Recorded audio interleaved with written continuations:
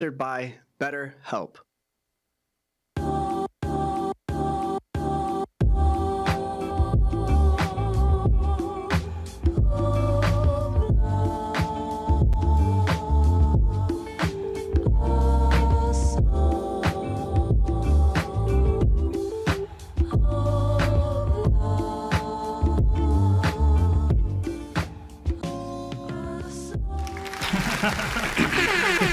Hello, and welcome everyone to that One Piece Talk. We have an awesome episode ahead of you guys today. We'll be doing a chapter review. We'll be giving our thoughts, reading super chats, taking calls. But before that, my name is Seb. Lawrence. Lionel. Boy Anime Sunday. And this is that One Piece Talk where we talk One Piece. Woo! I hope I did that well enough for my boy Larry. As y'all can see, he's not here today. He is on vacation enjoying himself on the beautiful beaches of Puerto Rico. Slacking. Not standing on business at all. But in his stead, we have my guy, Anime Sundays, back again. You know we here, man. Standing on business 2024, man. We getting right to it. No days off. Shout out Larry, though. I wish I was on the beach, too, man. Yes. Throw some beach emojis in the chat for Larry, man. I know he wanted to be here, but I told him enjoy his vacation. We got this, man. But all right, I hope y'all all had an amazing holiday and end of the year. I know I did. I know me and Sundays turned up, you know what I'm saying? I don't know about everybody, but everybody did their own thing. Yep. You know what I'm saying? How was your New Year, bro? It was a good time, man. You know, shout out the homegirl, Caitlin. Kate does everything. She had a little New Year's party.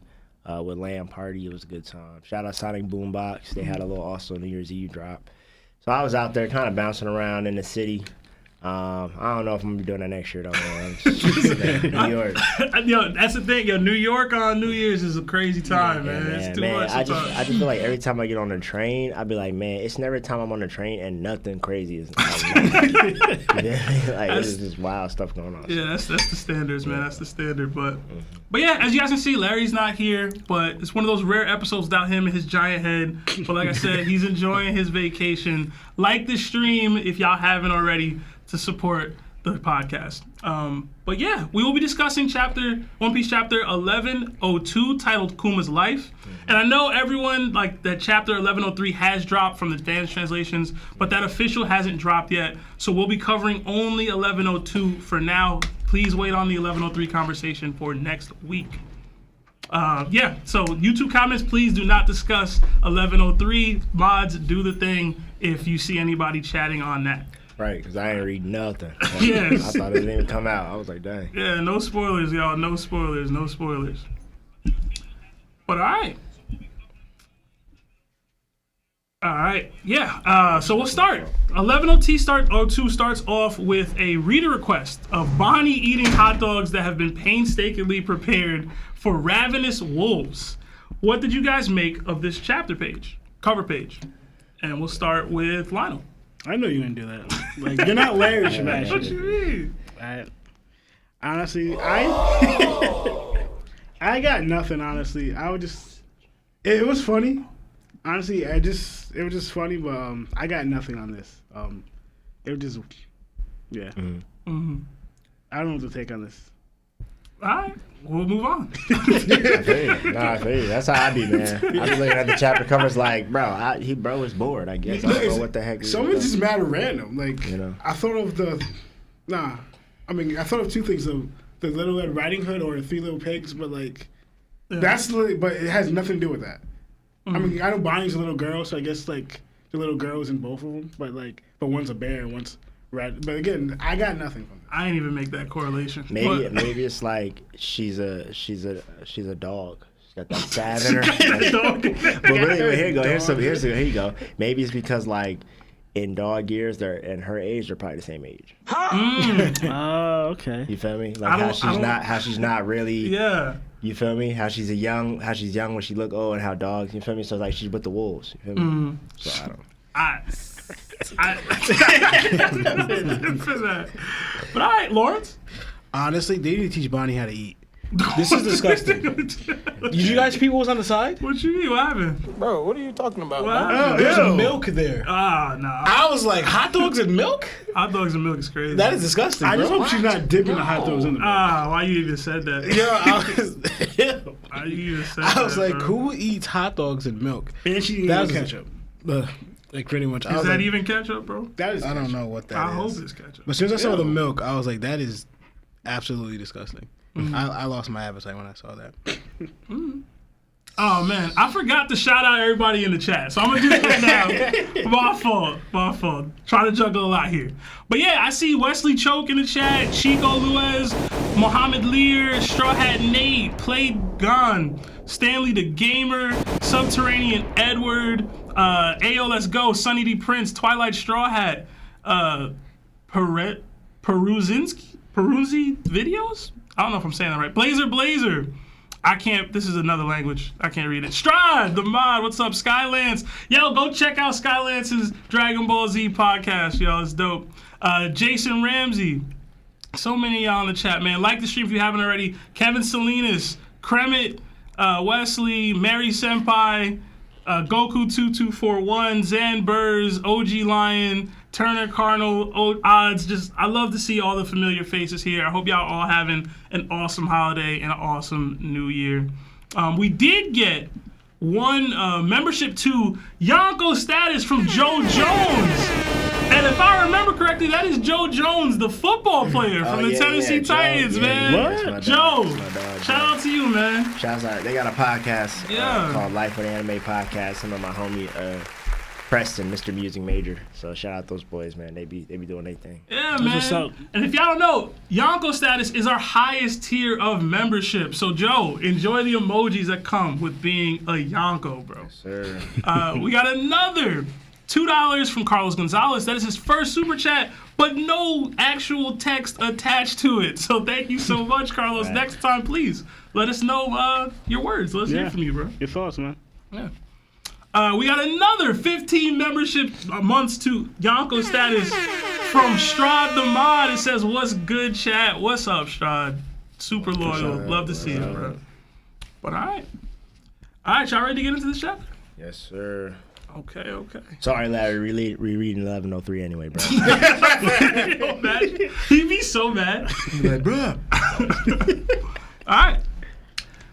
So the chapter starts off with Bonney and her crew disembarking on an island in search of Kuma. Bonney demands that they call her captain. The Marines are after them.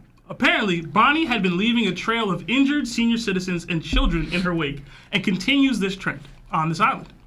Kuma is on the island but vanishes immediately as to not see her. He comments that it's hard to believe she's become a pirate. Bonnie is frustrated. She couldn't see Kuma at all and notes that she'd like to try and find Nika as well to her crew so that she can tell Kuma about it. We then cut to East Blue and see Luffy, who has been recently dubbed a 30 million berry pirate after taking down Arlong and deemed the biggest threat of East Blue. We then see Dragon tell Sabo he's going to Logtown for no particular reason. We see Smoker reaction to Luffy, as well as Ace showing him off to Jinbei. Luffy's wanted posted to Jinbei a future Straw Hat. Jinbei is shocked that a brat like Luffy took down Arlong. We also see Kuma's reaction about Dragon's son becoming a pirate. He seems happy.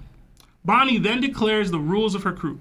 Plunder whatever you want from bad guys, and don't help a soul unless they really need it. She then puts her patented lipstick and charm on her face in order to make sure Kuma recognizes her. What did you guys make of this part of the chapter? And we'll start with Sundays.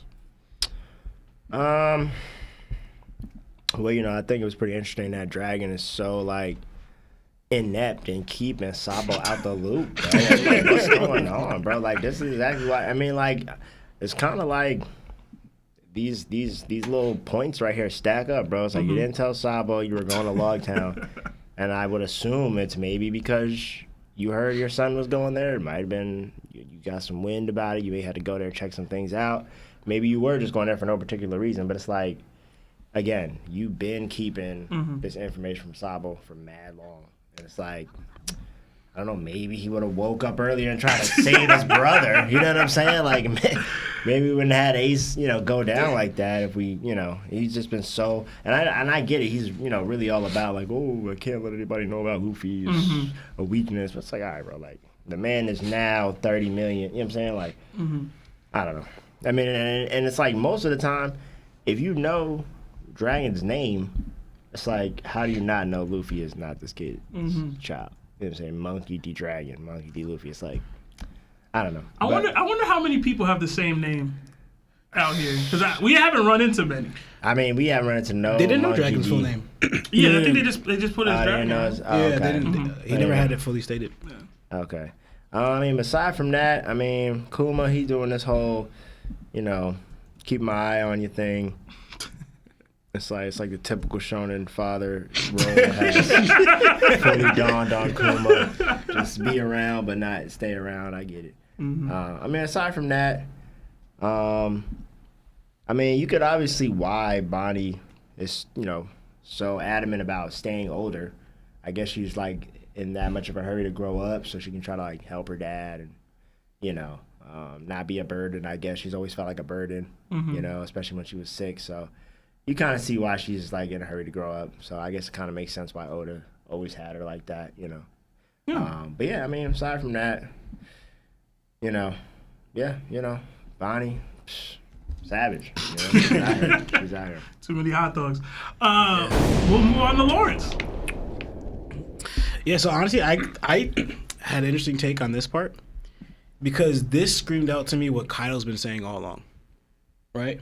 Playing pirates. Immediately that's what I saw, because like you have this, this young girl, like 12 years old, and it's like, call me captain. And she sounded, granted, the main reason that they even embarked was really just to find Kuma. They're not really pirates, but they're taking on this mantle just to have like a fun adventure and to find her father, right? And they're supporting her because she's also young and they're loyal to Kuma and everything.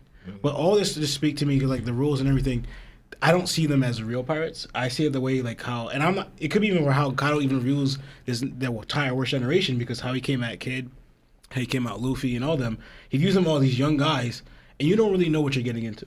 You don't really know what the real pirating is like. So that's what he calls them. You guys are just playing pirates. You guys don't know what it takes to be at this level, what it takes to become Pirate King, what it takes to rule the seas. Like you said, Kaido went through the thick of it. He experienced all of that. And he goes, so he views these younger ones as like, you guys don't know, like even Dante Zhao, you guys don't know the seas that we went through right here. Everything's in order now. Everything's kind of like easier for you. But we went through the chaos. We went through the mud. We went through the wars, and we established ourselves in here. Or people could just like, Bonney could just take up a mantle of piracy and just roll like that. So Kaido even views them. You guys are all just playing pirates. You guys don't know what real pirates are, So that's when I saw with Bonney. And it made me laugh though too. Is like the Marines even see her when it said we saw a bunch of wounded children and older men, the worst kind of pirates. I'm like, how long was the ability lasting on them that she turned them? Because we know Bonney, she's not exactly attacking young children or civilians, but they're probably Marines or people that she fought and just turned them young for whatever reason. Right. Why their civilians attack her in the first place? Because to see that. Or maybe she just loses. She just spamming her ability, and everyone who gets caught up in it gets caught up in it. Not exactly sure how those battles took place with Bonney. And moving on to dope to see Luffy back then, like seeing how matching up Bonnie's trail with Luffy's when she's getting started. What Luffy's already accomplishing at this time. Just real quick, going into Dragon and Sabo, because we all believe, that one image we saw of someone wearing the top hat. Yeah, that was Sabo. That was Sabo. So we already know that Dragon is talking to Sabo about it, that he wants to go there. He says, why go there? Does Sabo go with him? Because we don't know. Because if Sabo does go with Dragon, that very well was Sabo to me. But because I don't think, why would he go by himself? But also, why would he not go by himself? It's Dragon. But so that goes off to, we still didn't get confirmation that was actually Sabo, but Sabo could go with him. He was like, I'm gonna roll with you, Because also he has no connection to that, but yeah. And I thought this was interesting too, with the Ace and Jinbei thing, because it made me think of this. I know, like, it's not exactly Ace's rookie year. I'm not sure, but I was doing the parallels, right? Look at the level of fishermen they fought for rookie year. Luffy fought Arlong, fisherman rookie year. But Ace fought Jinbei. It's a little different in their journeys, but I know, but you said this is like I'm not saying the difference was that big, but like Luffy fought Arlong, and Luffy, it wasn't like he went to death with Arlong. I'm sorry, went to that level, but like that was his opponent who he fought, and he gave Luffy a slight struggle. It wasn't like he won against like 𝗵𝗲𝘁𝘁 or anything. It wasn't Luffy's toughest opponent, but it was the strongest fisherman or the strongest pirate crew in the seas at that time. Luffy covered all that. But you have Ace rookie year fighting Jinbei for 5 days and a level of Jinbei of a fisherman pirate. So I thought the parallels was different, was interesting to me, but also how much Ace fought level of comp that he was fighting. Because also too, he was fighting vice admirals. All of Luffy's first 6 months, he has not fought really any vice admiral, right? So he wasn't fighting level of Jinbei or vice admirals, but Ace was taking on both rookie year. So I just thought that made me think of that, the levels they're going against. What Ace was going against and what Luffy was. So I was gonna say, what are we saying that? How long are we saying that Luffy was weaker than Ace? All the way up to Marineford, he was pretty still weak. Yeah, I'd say after the time skip, he was stronger. Okay. Lionel, I think we had an argument about that. I think differently. How long after, but I think differently, but What you think? You think before the? No, because again, if you go by, because I even asked Lawrence this question, because going by again, this is a totally different discussion. I don't know. Oh yeah, my bad. It's a totally different discussion. It's a totally different discussion. So I'm not getting into it. We're gonna focus on that chapter. We'll talk about this later. All right, and I think I'm gonna close up soon. Just going back into just light stuff, really, because the main part I covered what I wanted to mention earlier before. I always wondered what that thing was on Bonnie's face. I thought it was a leftover mark from ever since we were introduced to the sapphire scales. Maybe it was that she got developed. That's what it looked like when he was healed. It didn't just go away. But then that makes more sense. She just put it there for Kuma, and I think that's all I have for. I don't know how far did you get? that's about it right there. Okay. Yeah. I'm gonna be real. I wasn't paying attention to anything you said. I was staring at your beard the whole time. Y'all see Lawrence's beard, bro? It's clean. 2024. 2024, bro. Clean that. You gotta do it. Keep that, bro. I was listening. I've been getting I've been getting quite a bit of compliments for my beard. He wasn't listening. He lied. I was listening, bro. Right. And we will move on to the not bearded one, Lionel. I'm not going to beard, y'all. So, all right. I actually thought pretty much that with the whole Dragon and Sabo thing, the fact that Oda had him talk to Sabo going to log because he could have talked to everybody else. He could have talked to 𝗏𝗏𝗏 or anybody out of all the revolutionaries. He could have talked to somebody else. That the fact that he talked to Sabo, and we already know that the picture from the log town that looked like Sabo, I feel like Oda probably did that on purpose. Because we all think it is most like Sabo, even though the hat size is different. If you look at Sabo, it could be far away, but that hat on the person at Logtown that we think is Sabo, that hat's bigger than that hat. So, but it's whatever. I don't know. But yeah, it was a taller top hat. But I think it's just funny. I don't know. It just fits, but we don't know. But this goes again, Dragon trying to be somewhat being like a dad in a way, kinda. Dickhead dad. I know, but again, he just wants to see his son because he's been seeing his son, when they visit the island. But then he sees his son in the newspaper about him having his bounty.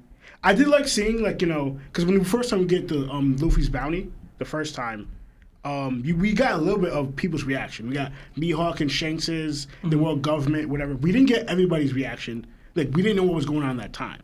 But I liked we got a little more. We saw, a lot of people. We see Smoker, we see Dragon, we see Ace, and Jimmy had a reaction.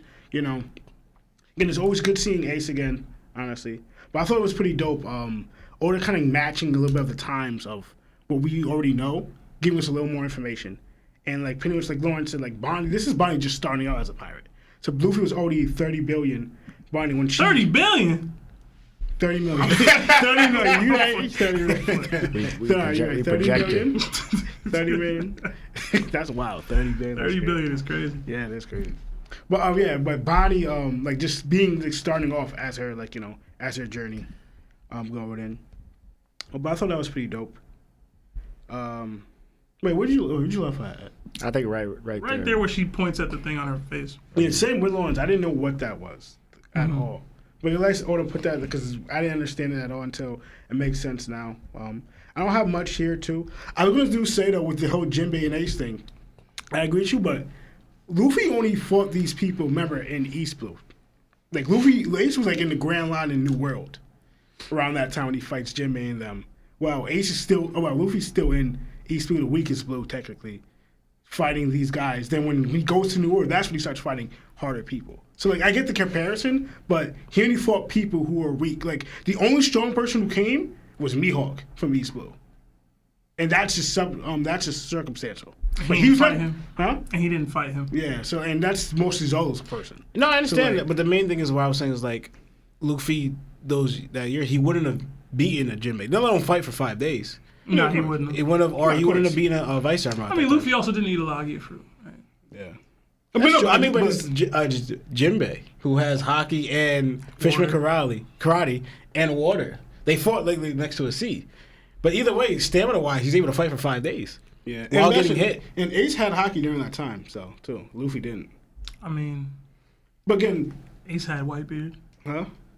At the time, he didn't have He Whitebeard. didn't even have Whitebeard. He wasn't on Whitebeard's crew at that time. Is what it is. Yeah, he wasn't. Though. Anyway. That did not make sense at all. Anyway. I didn't have too much to say about this. I'll say I thought it was funny to see Bonnie interact with her crew and give her like speech on what their like goals are. Like we're only gonna help these people, or we're gonna steal whatever we want from bad people. I thought her leaving the people in their wake like that was funny as hell.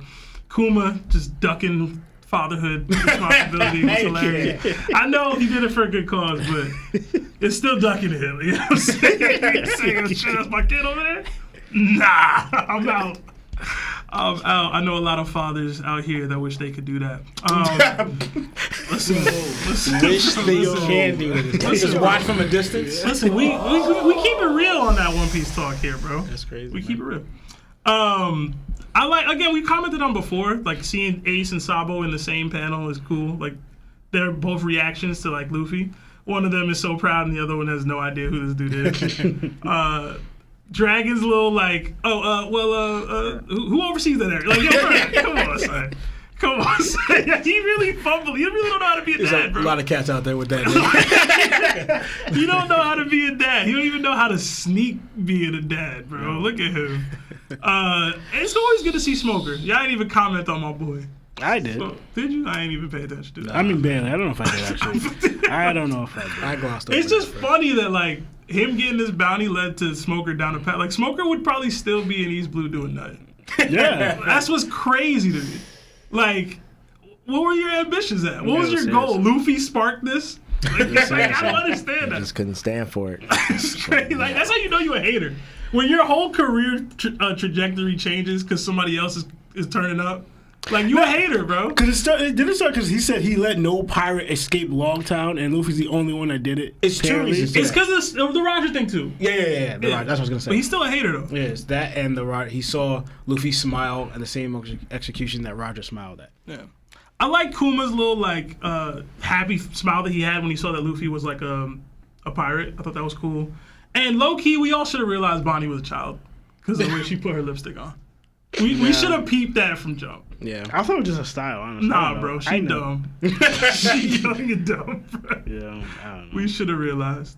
But yeah. I have a couple super chats sitting, so I'll read those in the meantime. For those of y'all that haven't already, please like the stream.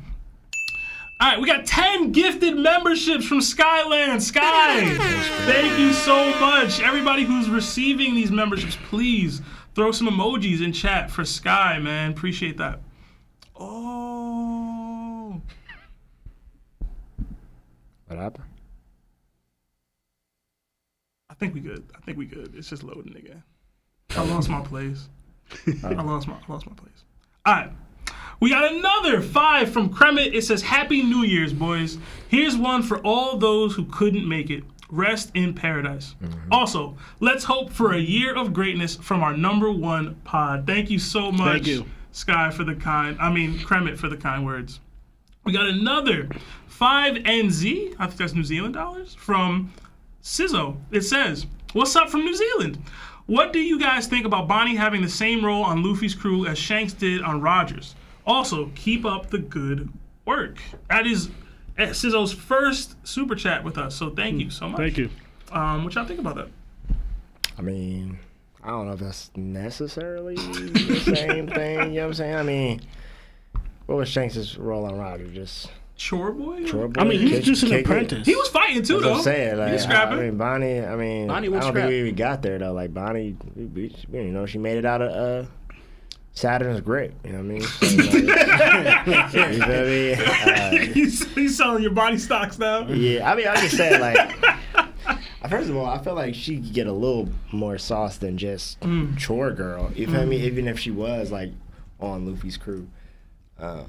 So I don't know. I feel like we gotta give her a little more sauce. She was a worst gen captain. You know what I mean? Like, Right. You know what I'm saying? But I honestly, I may be in like the minority here with the, I am not for pro Bonnie joining. I don't really, Yeah, I don't me really either. see her with the crew. I'm not saying she's not gonna join. I just don't see her there. Like I don't see her at the end of the crew. Oh yeah, Bonnie's there. No, I Yeah. don't see it. Yeah, I don't see that either. I'm not saying I want her to join. I'm saying it makes sense because how they're portraying Nika and Luffy, and we see it even with this chapter, and like now she knows what Kuma's thoughts are, and she's also looking for Nika, and it mostly looks like Luffy's that. Like, and also they have like this connection to it in a weird way that Luffy and Bonnie have something similar. I could see them joining, like share whether Luffy wants her to join because that's like she may want to join. And Luffy's like, nah, that's a different thing then. But like, because it's ultimately Luffy's decision. Because we all think she's joining, but Luffy has decided, yeah, I want you in my crew. I want you to share the shit with me. Mm-hmm. Like Luffy could just not want that.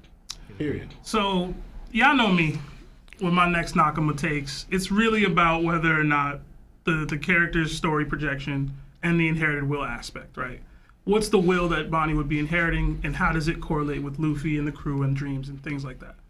If her dream is to make Kuma's dream, which we'll get a little deeper into that in the chapter, Nika focused, or is it revolutionary focused? It seems to be more Nika focused. Luffy is the reincarnation or the whatever of Nika, of this person. So to me, I definitely see the Bonnie shift going that way. As for whether or not she's gonna be the Shanks of the crew, like I think, like obviously Shanks and Roger had a great relationship, but like I think she would, like to Sunday's point, she would play a bigger role in whatever's happening here than what Shanks was doing on the Rogers ship. Right. But I can see it. I definitely can see Bonnie joining. As to whether she like inherits the hat, maybe. I mean, again, her story seems to tie in with Nika a lot. I guess they're probably maybe real quick, maybe tying to what Buggy saw. Mm-hmm. The aspect where like anyway Roger saw Shanks as like his golden child. You know, he was the prodigy son that Roger had at that time. So I guess it would be like Bonnie's that to Luffy. Mm-hmm. But I don't see Luffy looking at even Bonnie that way. Like he wouldn't. I gotta see how the interactions go from here on. I think personally. But we got another subscription to Nakama status from Martin Calderon, aka Pulseman94, long ass YouTube name. But enjoy the emojis that come with being a Nakama. We got another 4 months from Kai. Key? I always say this wrong. I'm pretty sure it's Key. To Nakama, it says, been a minute, came back to Larry with a fade. That's just Sundays. That's funny. That's just Sundays. We got another 2 from Skylance. It says, Lawrence the Unk, because of the beard. We got another 5 from Victor Hate. It says, first, I have to know that figure on shelf is that Van Damme or Johnny Cage. Second, what is each person's favorite pizza? That one. It's Marv is telling me it's Van Damme. So do with that information what you will. Favorite pizza? Classic pepperoni. Yeah. With oregano and garlic on top with some crushed red peppers. That's me. Yeah, Marv I would C. agree. But what was that? Bacon chicken ranch is pretty dope. That's not classic. Classic basic pizza. No, I'm saying I was just hating. I mean, I don't know. I haven't had it in a while, but I did favor a lot the Alfredo spinach pizza we had. Oh, y'all fancy with y'all pizza Sundays? I mean, I like pizza in general. So. I mean, Yeah, I I'm know some pizza. basic, man. It's regular. Yeah, I'm from Jersey, bro. Regular. Give me the pep. But I'll try. I'll try. Like, you know what I'm saying, what he said sound crazy. I'll try. I'll try You said Alfredo chicken pizza? No, it's like Spinach Alfredo. Spinach Alfredo? Yeah, spinach shit. Alfredo. Oh, that was different. Yeah, right. It was good. All right. Where you get that at? I'll let you know. Lionel gatekeeping, that's crazy. We got another 5 from Y2K. App name for today. It says, glad to see you guys back. Guys, Kuma a better father than Whitebeard. Hashtag Saint Kuma. Hashtag Dragon is a fraud. Hashtag Kuma father of the year. Better father than Whitebeard. I would agree. That's rough. I would agree, personally. I don't know, actually. Kuma or Whitebeard? Better father. I'm gonna ask the chat. See, that's the thing, though. We know what Kuma, what he risked, what he sacrificed for his kids. I didn't see any of that. Oh, we don't know what Whitebeard did for his kids sacrifice-wise. Like, I gotta cause a lot of heat right now, but I'm not going to. What's up? I'm not, because if you want to go by like what Kuma did for Bonney, right? To me, stands number 1. And if you want to compare to Whitebeard, who in a way didn't want to punish Blackbeard for Thatch. Oh, man. There's a lot of heat, but I'm just saying, if you want to go by fathers wise, one of your son got murked. that's not and fair. you didn't want at the time. That's what the If you whole go by argument with that, him then and you Ace have to go by, happened. all right, Whitebeard just took a whole bunch of orphans and just took them as their father and took care of them and protected them. No equity. Like, You for don't years, he even did that. get the fact that he Yeah. cared enough about, like, he felt something that Blackbeard did that he looked at as a son. Yeah. We didn't even give him none. Just that one thing, but all the years of him being the father of his All that crew. child support, man. So no, what the whole it's argument is, crazy. am I saying that Whitebeard is a bad father? No, I'm just saying we're talking about who stands above that fatherhood with Kuma or Whitebeard. Lauren's saying Whitebeard didn't stand on business. That's it. Don't put words in my mouth. I'm just saying, if we're going by those two categories, I would have to put Kuma ahead because of what he's willing to sacrifice and do. To the fathers in the chat, let us know what y'all think, man. Kuma or Whitebeard? I'm just saying Whitebeard stood back because he had a bad feeling. Kuma legit put his life on the line and went and did above and beyond for that. Yeah, I definitely think Kuma sacrificed more. I just kind of struggle with the whole, like, Whitebeard being this father. Like, and like, yeah, like, he's their father, but not really, bro. Not all 130 of them. It's mad people in this crew. And he's just the father of all these I'm like, bro, you're a pirate captain, bro. I understand this is your family, and like you wanna, you know what I'm saying, keep everybody, you know, we a family here, but it's like. So you're saying there are more pirates than actual family? So you saying you not vibe? No, he's saying you don't vibe with the motif in general. I mean, it's like I get why are you it. calling me daddy? It's bro? like I get it, like I get it. Like in some instances, like you could say, yeah, you don't necessarily have to be somebody's blood father, especially in One Piece, to be their father figure, father, what have you. But I'd just be like, man, you're a pirate captain, bro. Like, let's stop playing. Like, I understand a couple of these cats you really go hard for, and these are your family, man. And everybody may respect you like they father. Yeah, this is funny. But I'm like, come on, bro. Like, that ain't your kids, man. what happened? I mean, Go get somebody pregnant. It seemed like you was all pressed about, you know, when cats were dropping into war, all your sons are getting murked. But all we care about is getting ace. I'm like, all right. Squatto out here stabbing you in the chest. Cool, Right. Nah, he man. right though. I'm gonna give him a valid hug. though. Yo, That's valid. I'm saying it's mad cats in the war getting dropped. y'all Icebergs flying out the sky. Cold. Yo, y'all cold as hell, man. No, but he's not wrong. He's not wrong. What he said. That's what Squatto committed, because you're willing to sacrifice our lives to get Ace. Like, what's up with that? You know? They came of their own volition. Yeah, exactly. I know Yeah, that. but that's why I'm like, they pirates, bro. They came for their mans, bro. That's All what I'm the- saying. all That's the- true. I'm saying what Squatto was feeling. Mm-hmm. He felt less valued, that we were all going to sacrifice for Ace. And then Whitebeard did the most epic father thing you could do and gave them an escape, bro. Give him his credit. After it looked Oh, my God. No, but he also gave Squatto a hug. Look, I know you Because feel he's yourself. a father. Exactly. I just feel like Whitebeard in his head be thinking you're a father, but it's like, bro, you're not my dad, bro. You're not my I'm dad. sorry, Yo, bro. You're I a don't Kaido. feel- Remember when can't. Kaido? I don't know. Kaido was just ripping like, oh, you're supposed to be a family. I'm just saying, like, I don't know, man. I just think it take a little more than just like, you're a Whitebeard pirate. You're now my. Oh, you got that tattoo? All right, here's some child support. Here you go. All right, anyway. Forcing your kids to get tattoos is crazy. The money didn't even go to them, Sebastian. It was going back home to his other family. Anyway, to his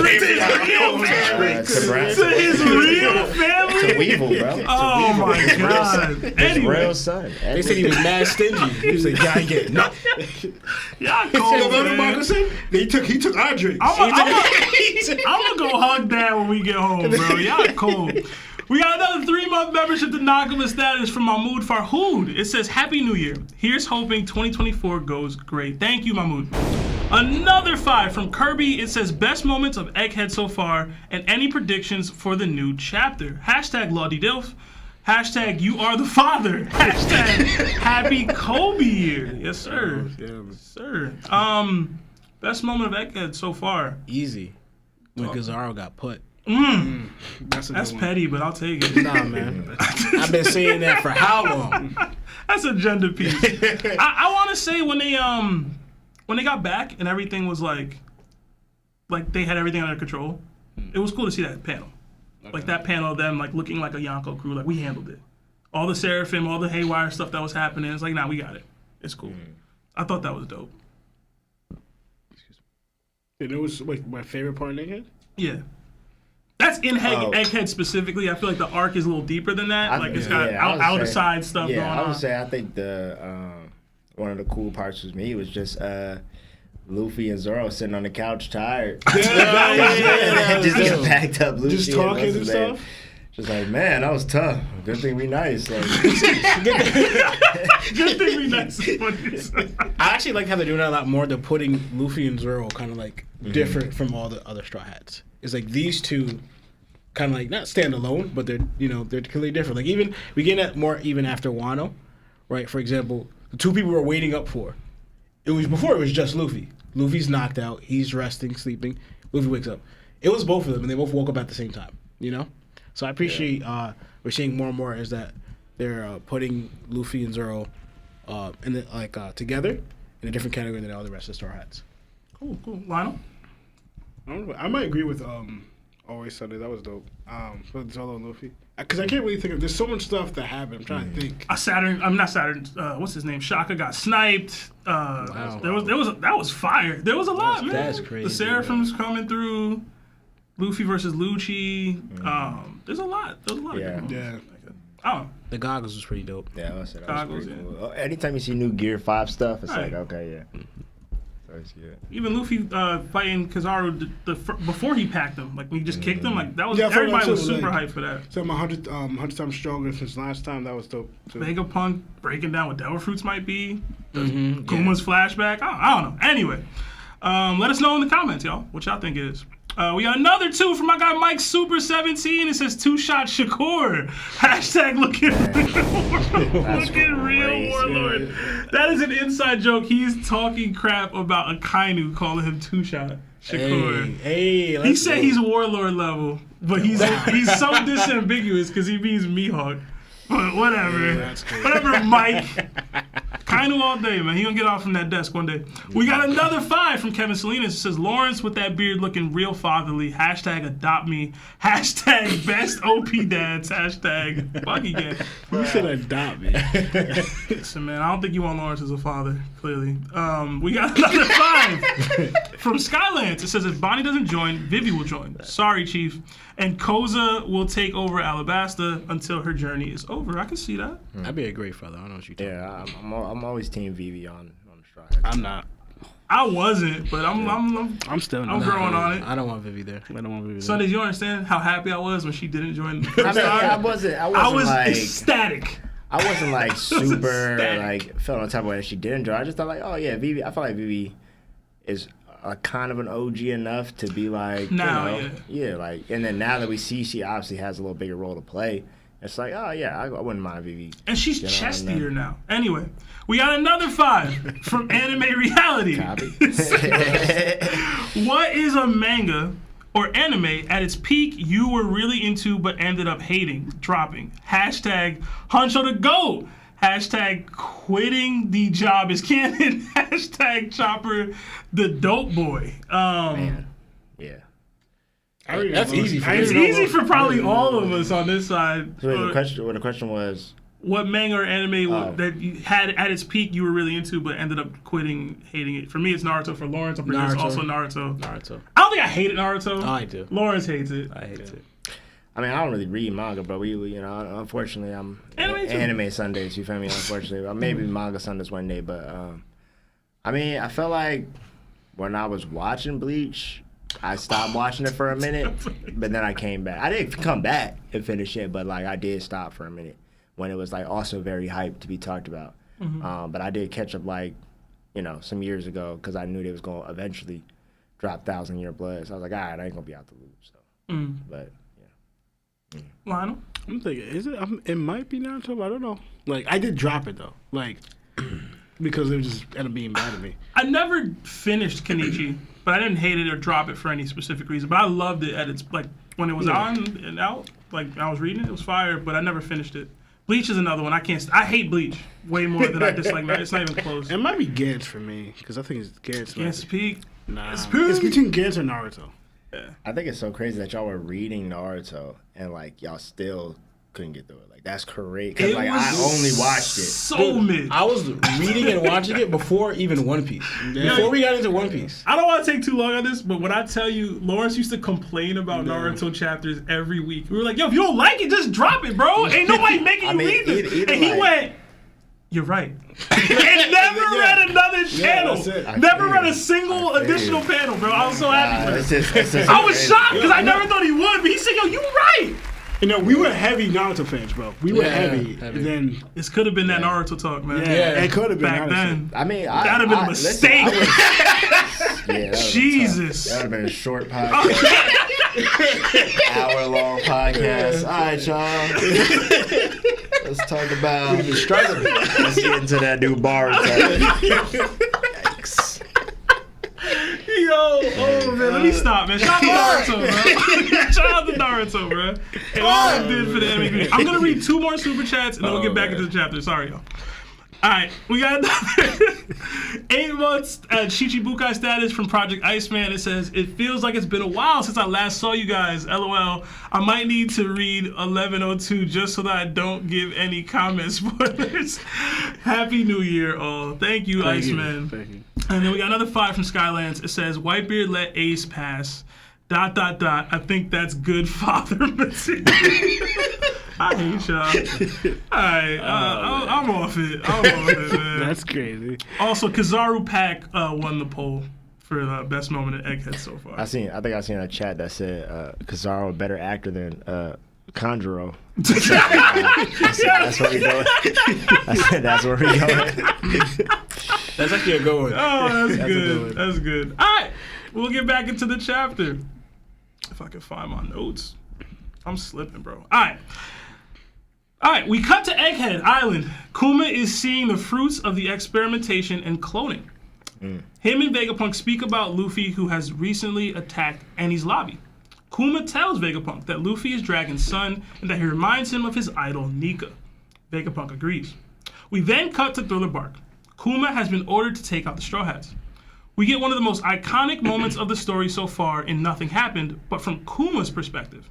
Like in the main story, Kuma notes that Luffy has exceptional friends. We then cut to Sabaody Archipelago. Kuma has been ordered to fight the Whitebeard pirates during Ace's public execution. Kuma agrees, and we see him spying on Bonney in the moment we see her original introduction. He comments that this will be the last time he'll see her face. He overhears that someone has punched a celestial dragon. Curious as to who would do such a thing, and he is shocked to see it was Luffy and the Straw Hats. We flash forward to another iconic moment in the series, the separation of the crew. Talking to himself, Kuma apologizes to Dragon and Ivankov and asks them to forgive him for abandoning them, but he wants to leave his mark on this world through Luffy and Bonney. That their future will be the legacy that he leaves behind. As Luffy cries that he couldn't save a single one of his Nakama, Kuma thinks silently to himself that he's got it wrong. He's just showing him the level he'll have to be in the new world. I wrote something wrong here. Then he and his friends aren't ready yet, and that after all that, they will someday save the world. What do you guys make of this part of the chapter? And we'll start with Lawrence. Yeah. I should have proofread much. Yeah, honestly, I thought it was dope seeing it through what we all been seeing, but from the Straw Hats perspective, but now seeing it on the outside, like Kuma, who's someone who's been there. I love that. I wish, honestly, I hope we get more of that with like other characters who've been there, you know? So like we're going back to Thriller Bark, right? And how we see, example, like nothing happened, like because we got a little, like, you got the order and everything, but then you're seeing even too like turning Luffy in. Because also too, I thought this was kind of interesting, as in, because right before Thriller Bark, Kuma's already mentioning to Vegapunk is that about Luffy, that he's Dragon's son, and saying that he already kind of reminds me of Nika. Yet the world government tells you to take him in. So with this mindset already, you're like, yeah, I'm gonna take him in. Like, I'm going to capture the person that's shown me. He kind of reminds me of Nika, but I'm gonna put a stop to that. You know, like I thought that was weird for Kuma's perspective. You know, but ultimately it goes into, again, he doesn't fully believe yet. You know, it wasn't cemented. All right, this is. He's like, no, he just kind of reminds you of Nika. He's not Nika. I don't know, like, you know. But also too, again, because it goes to match into he has to follow these orders, or you know, Bonney is whatever they're gonna do with Bonney. He has to honor that. So right now he's putting over like this potential Nika figure. He's putting his daughter over that, and I thought that's what I took from that. I'm like, that's more respectful to me. He's like, yeah, I have this dream of Nika and like what he could be, and this person's kind of looking like that. But my daughter is the most important person to me. This person might become it, but she needs to be safe. She needs to be cured. She needs to be well. So if it means even taking this guy in, I'm gonna do that, right? But then he was compelled by what he was reminiscent about, like good friends and stuff like that. So then that moved him. So I thought that was dope, like how and how Kuma even says this may even knock me out, or what do you say with the whole with the nothing happened here, showing how heavy sacrifice that Zoro took to save his captain. Right, is that Kuma's even not, because when we saw Kuma, who did this in the past with the elderly, he would take all their pain. So he's used to like enduring this, but he's seeing all this that, and to me, it puts it in a high perspective of like what Luffy actually went through and what was pushed out of them. Because you're like, and yo, Luffy's rubber. How much damage could he have really taken? You know, like what? It's not like Moria has hockey. What did you really build up over time? But Kuma's there's exhaustion. Yeah, exhaustion. This is fatigue, but this is pain, suffering, and exhaustion. Remember, and also his gears second. His gears due to his body. Yeah, exactly. Yeah. So I was trying to get like what was that? But then Kuma's even saying here, the amount of damage, pain, fatigue, suffering, all this is, it would even knock me back. You know. And then Zoro at his stage like, no, you wouldn't make it. You know. So I thought that was dope, and seeing it from his side. And then moving on, right, to and how it's just mainly how Kuma was there for us, even like the punching of the celestial dragon that Luffy's seen, that he's like, who could do that? Because also too, it brings back to like Kuma's childhood. You know, it's like someone would dare do this, because he's really and that will bring up a question. He goes, because he said this hasn't been done or challenged, what, like for centuries, like 800 years ago. So that made me think, like, we know they, they ruled for 800 years, and I guess they became it. But did someone right at the end of it challenge that, or someone tried doing this? Because we thought, all right, it's the war, and then once they were in war, once the war ended, they became it's just ruling. But what if, like, it was Joy Boy, like after the war, like, all right, the world government took over the war and everything, and then the last hope was Joy Boy, and he went to attack, the Celestial Dragons. So it made me think of that Joy Boy was the last figure that after the war that the world government went against. And that's what kind of like separating the Ancient Kingdom and Joy Boy. It was the Ancient Kingdom first, and all that they did, and then Joy Boy was the last thing. And then they were early ruling. So the start of their reign, in a way, they went against Joy Boy or Nika, right? And then so that's what Kuma kind of led me to believe by saying, no one has done this for centuries, right, 800 years, and then they came to Luffy again, And then and it goes into what Sebastian's been saying all the time, that Luffy needed the 2-year time skip. Facts. Me and Sebastian used to argue about this all so much. And you was so wrong, bro. Only because it's a whole explanation with that. But to me, it's like, Kid survived. That's my argument. Kid's not Luffy, Yeah, bro. I'm saying, And I know. Look at the state of survival. Yeah, I know. He lost an arm and everything, but Yeah, but in jail. You know what I'm saying? Like, The thing is, hemmed up. Like, Kid is reckless. He's still nowhere near as reckless as Luffy. Like, nowhere near. And it's not just Luffy. Like, Zoro is... If anything happens to any one of those people, like, they're gonna... Or somebody they care about, they're gonna do, like, some crazy... Like, punch a Celestial Dragon. Yeah. Hook off on some Yonko crew member. And, like, yo, you not ready, man. They wasn't ready. No. See, that stuff like that, Kid probably wouldn't do that, but Zoro and Luffy would. You know? Like, Zoro was gonna do it. He was gonna cut one, and then Bonney saved him. Or, stopped him, I should say. And then Luffy actually did do it. Bonney wasn't there, But, yeah, and then I think that's all I have for now, because I've been talking a lot. What y'all got? All right. Sundays?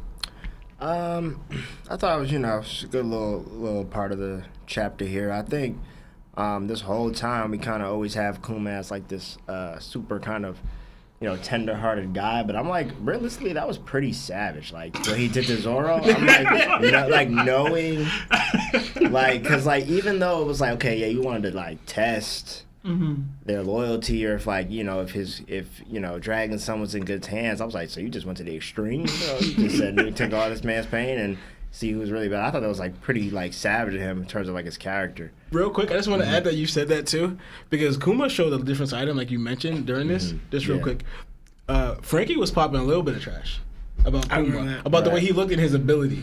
Immediately, Kuma went back, like and Frankie was like, just stopped a little bit. So Kuma was like, don't talk trash. It definitely shows that he's got like a savage side for sure, and he's not just like pacifist, 100%.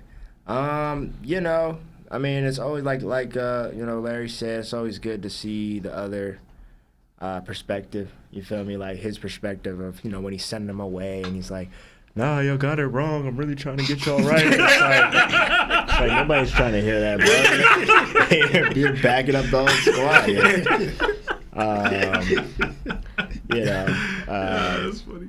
Yeah, I mean, it's good to see like how Kuma's brain's been working. I mean, I guess, am I a big fan of this whole like, oh, like this is my last mark into this world by helping to save Luffy and Bonney? I guess like I wasn't a big fan of Kuma, doing what he did to Luffy because he felt he might be Nika and he felt like he might be Joy Boy. I guess I kind of felt like, man, that's the. It was like the cheapskate, he's like, oh, I gotta save him because he might be Nika. But it's like, man, like, what about him just actually doing, great things in the pirate world? You feel me? And him being dragon. So I don't know. I just felt like I wasn't a big fan of like that was the main reason he was sending them all away, because we knew he was sending them all away anyway, because he obviously was like, nah, like I'm trying to help them, because we knew he was we figured out that he was still working for the Revolutionary. So I was like, oh yeah, he's not really, Team Marine fully, but now it's like, oh, he's doing it because he might, the foreshadow that he might be Joy Boy, and it's like, all right, that's cool. But I mean, besides that, man, like y'all said, it's just, it's good to see. I mean, I just kind of felt like, again, and as we get through this chapter, I feel like we just giving Vegapunk too much leeway. Like if I walked into there and I'm seeing a bunch of clones, I'm like, yo, what's going on in here? What's happening? You got 1,000 Mies ready to go like this? Oh yeah, nah. So I'm gonna have to mess up something. We gonna have to put a bug in something. Put some sort of chip in this. You know what I'm saying? Like we just let Vegapunk do whatever, and he's like, well, I gotta do whatever. And I'm like, nah, Vegapunk. Honestly, bro, as smart as you are, come on, man. Where's the contingency plan? Where is the something? Like, come on, man. You just said, all right, it's whatever, Saturn. Yeah. You want 10,000 robots ready to go? And I was going to bring this up for the next part of the chapter, but right, you're that's right. what I was saying. He loved to complain and then just obey. Yeah. Like, he loved to be like, hey, that's not right. And Saturn's I'm gonna do it, Saturn's but like, literally, I don't care what you have to say.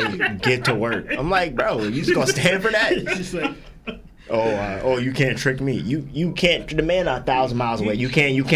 He loved to Come on, verbalize his moral dilemma with these things, but still act on it. I didn't mean to put in the switch that allows him to blow up everything. Let me just make him even more durable. Oh my god. That's like, bro, You're making me do this. What's that song? Every now and then you make a stink or whatever. Yeah. What does he say, man? Like, you try to make a noise or an act about how much of a good person you are, but a good person wouldn't be here right now. Yeah. To remind me of a good person. Remind me. Like, you're not a good person, bro, Loki. Let me stop. Lionel? That was funny. Honestly, I was thinking of, like, pretty much right here when Kuba says, like, you have exceptional friends. He's your son after all, dragon, right? And a lot of times we keep on seeing, like, how 𝗏𝐻𝐿 sees Luffy, and there's certain things that reminds them of Dragon. Like, 𝗏𝐻𝐿 said it, Kuma's saying it multiple times and stuff, but it's funny that we as fans are not fully seeing that. Mm-hmm. Like, we're not seeing what they're seeing. Like, what makes Dragon this, friends-wise. Because, like, we're seeing right now, Kuma says that pretty much Luffy's going to save the world. You had this admiration, respect for Dragon. Now that saving the world thing, seems like you don't think Dragon's going to do it. You think Luffy's going to do it now. I know you help Luffy because you saved, because Dragon's your friend and he's your boy, and you still show that you love Dragon to a degree, and pretty much he's your leader or whatever. But because, like, we talk about this, like, what Luffy's doing, we come on, we make jokes about Dragon not doing anything. He's not acting well. Luffy's acting. Yet you see these same characters. Oh, you remind me of Dragon, but Luffy's the one who's acting. I know Dragon made this whole army. He made this military force against the world government, which is dope. But every time even now, we see him in a flashback. You're just standing there, no action. Mm-hmm. You're just, right now, it looks like you're just a figurehead of the revolutionaries. Well, Sabo looks like he's more of the leader sometimes. Like, we joke about it, but we see Luffy actually doing these works, hitting such a dragon. And I also thought that was kind of cap, because I'm trying to think with the whole, like, something that's done in centuries. I'm thinking, okay, what about Egghead? What about God Valley? And what about Roger and Rocks? Like, you trying to tell me they wouldn't, or even Garp, they wouldn't put hands on a successor dragon, or if something did happen, they didn't do that? I was just like, I've had that hard to adjust. That was just me, honestly. That was just a little thing. But I just find that interesting. Like, 𝗏𝐻𝐿 and Kuma seeing this stuff in Luffy reminds us of a dragon, but, like, we're kind of seeing something different towards with Luffy and Dragon. Granted, we haven't seen everything with Dragon this whole history, so I can't really say that. But the fact that Kuma now is like, seems like he's putting more trust in Luffy over Dragon is like Luffy's doing something that Dragon's not, and that's what I'm kind of getting at. Like, pretty much, again, he says he's gonna save the world, not Dragon. Again, you had Dragon as, like, you have this respect and, like, admiration for Dragon, but I wonder if it's fully still there, and now you're putting it, mostly Luffy got taken over. You're expecting admiration for Luffy. I'm gonna go full Larry. It's wild Dragon fans don't see that. You know what I'm saying? Yeah. His own man is like, nah, it's not Dragon. It's Luffy. No, but he pretty much just said that. Like, but don't let Dragon fans see that. But again, it could be because two things. One thing, the whole Nika thing. That Luffy, it could be that, like, that could be the big play that people could argue, well, Dragon didn't eat the rubber fruit and became Nika and stuff like that. He don't know that. Again, he don't know nothing about that. He just know he rubbery. Yeah. He don't know what that fruit can do. Yeah. He just said Luffy be standing on business, bro. Pretty much, like, yo. But yeah, I find that kind of, I just thought of that. Like, that was interesting to me a lot. Like you guys said, it was pretty good seeing, like, Kuma was actually there the whole time seeing this, like, you know. And also I did like that Kuma, in a weird way, he's starting to realize that, like, you know, he kind of saw Nika. The person that he waited for so long, granted, he didn't see the form, but he's getting ideas of, like, you know, like, especially he's mentioned, like, rubber abilities, and now he's linking that to Luffy, and seeing more and more. The fact that Luffy hit a Celestial Dragon, you know. Like, so it's just like, but again, I thought all that was dope. Where part did we get left off at? Where he sends them away and says that you're the one that will save the world. Yeah, but that was my pretty much take on it. And yeah. All right. I had a little bit to add. I like Lauren said earlier, I love seeing this stuff from Kuma's perspective. And it's funny to me, Lana brought up the whole, like, whether or not Kuma lost faith in Dragon and stuff, and the correlation to him saying, oh, you have all such amazing friends or whatever in correlation to Dragon. I think that's mostly because Kuma hasn't experienced as much as we really thought he might have. Like, he was a slave for an extended period of time, and then when he wasn't, it was just him and Bonney. I mean, him and Ginny in the church, and they had their small group of friends. The first time he saw cultures merged together for real like that was with the revolutionaries. So over time, like, oh, you have all these amazing people around you, Dragon, whatever. And it's like, yes, I'm not saying Dragon's not polarizing. He's not somebody who gravitates people to him, but it's the cause and it's him. In Luffy's case, there's no cause. Yeah. Other than it's his dream and y'all can fulfill y'all's dreams. So it's like, yo, I see him bringing these people together for this singular dream when Dragon had this cause for the world. Well, Luffy's doing this without that kind of additional support, if that makes sense. So it's weird for him to see that in that light. Not to take away from anybody or anything, but I think what Luffy's doing is just different. And Kuma's able to identify it, seeing what he's like. I did want to point out that I thought y'all said Sunday's point about him being a little sadistic about like giving Zoro that pain. I'm like, wait a minute, He bro. ain't even doing that. It's like, yo, I went through all this, man. You about to go through it too, bro. I used to do this every Sunday, man. Every Sunday I was doing this, man. I'm just like, ain't no level 1. He just said, you got it. you want to prove yourself, bet. You got it, bro. Oh, bro, what just happened? You know. I did like to say with the thing that I was pointing out earlier that it doesn't seem like it's just Luffy to him, right? Like, obviously Luffy's the main focal point of this, but he's like them. Yeah, the crew is like this. The crew is willing to do this. He tested Zoro in part because, like, all right, Luffy, that guy, is his right hand that guy? Is he like that? Right. Is he built this way? And it's like, yo, I am. And they keep living and surpassing his expectations and doing things like he said. Nobody's done that for centuries, and now they're doing it. I loved seeing Kuma spy on Bonney from the little window. Yeah. That was funny as hell to me, man. He just like, oh, yeah, right, bro. Go inside, bro. Like, you can talk to her for a second, man. But the other piece of this is, and I was shocked nobody has really brought this up, and even in the Discord, is part of the reason why Luffy punching the Celestial Dragon hits so much harder for Kuma is because he was a slave. You know what I'm saying? He experienced all the oppression that the Celestial Dragons actively give to people firsthand from a child, from extremely young. Yeah. So for him to be like, yo, he did this for a fishman, and knowing the history of Luffy was like, yo, like, last time he interacted with a fishman, it was beef. And he's doing this for one of Arlong's mans. So it's like, it's all encompassing for him that he was willing to do this for somebody that's not even in your crew. You know what I mean? For somebody who could have very well been an op to you at one point. And was an enemy. An enemy. You part of the crew you fought. Yeah, so it's like, yo, he's doing this. Like, I'm not even trying to say he lost faith in Dragon, but it's like his admiration for Luffy started to surpass the respect he had for Dragon. Where it's like, yo, and he's already tied, like, hands are tied behind his back with the deal. It's like, if I'm gonna put my bet in on anything, I can't even reach out to Dragon for real, based off the parameters of the deal. They didn't say nothing about Luffy. So he's like hamstrung, where it's like forcibly have to be Luffy, but Luffy keeps living up and surpassing the expectations to earn that, like, that kind of bet that he's gonna make. Him telling him, like, that's not, like, him having that introspection, saying like, yo, I'm like, it's not this, it's that. Like, it's not that I'm doing this to hurt you. I'm doing this because I know you're not strong enough and you need to see the level. I loved it, but I also hated it because, like, yo, Kuma, what you did sure as hell isn't New World level. Like, what Kizaru was doing, that's New World level. You kind of just pushing people.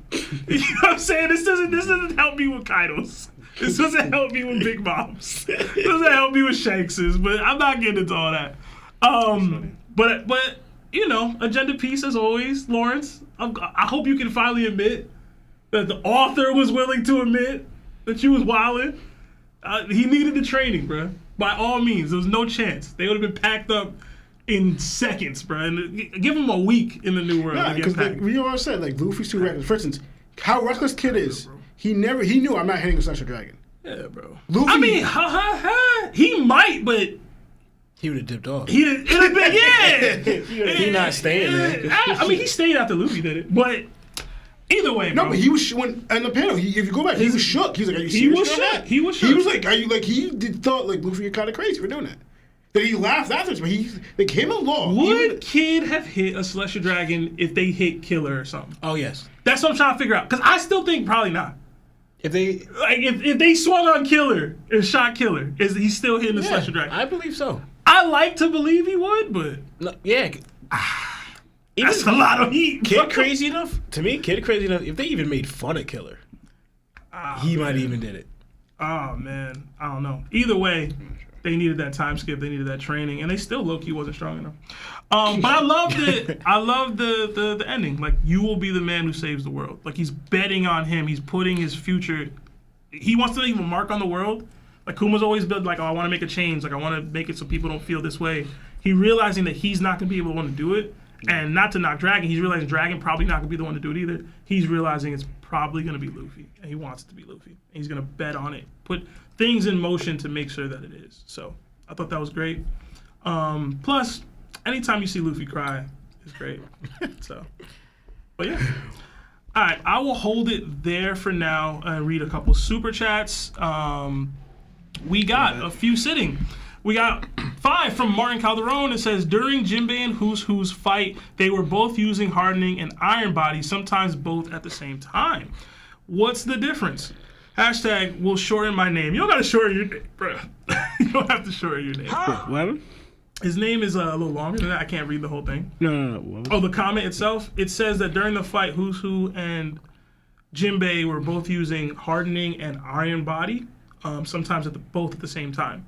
What's the difference? Jimmy was using iron body. I'm not sure if that's what he's saying exactly, but that's what it read like. But that goes into what me and Lano kind of stand on. One are the CP0 techniques that they teach. Like, for example, I think even the vice admirals are taught the same thing. The 6 paths or whatever. And one is hockey. Sebastian and Larry heavily believe that they're the same thing. I'm like, no. One is basically martial arts techniques, like we seen Sai use, what's it called, Lionel? Was it the World Pool? No, not. The Wapo Navy. The Wapo Navy uses their martial arts, right? Fishman Karate uses martial arts, right? So there's a martial arts in the One Piece world, right? They can be similar to hockey, but they're not hockey.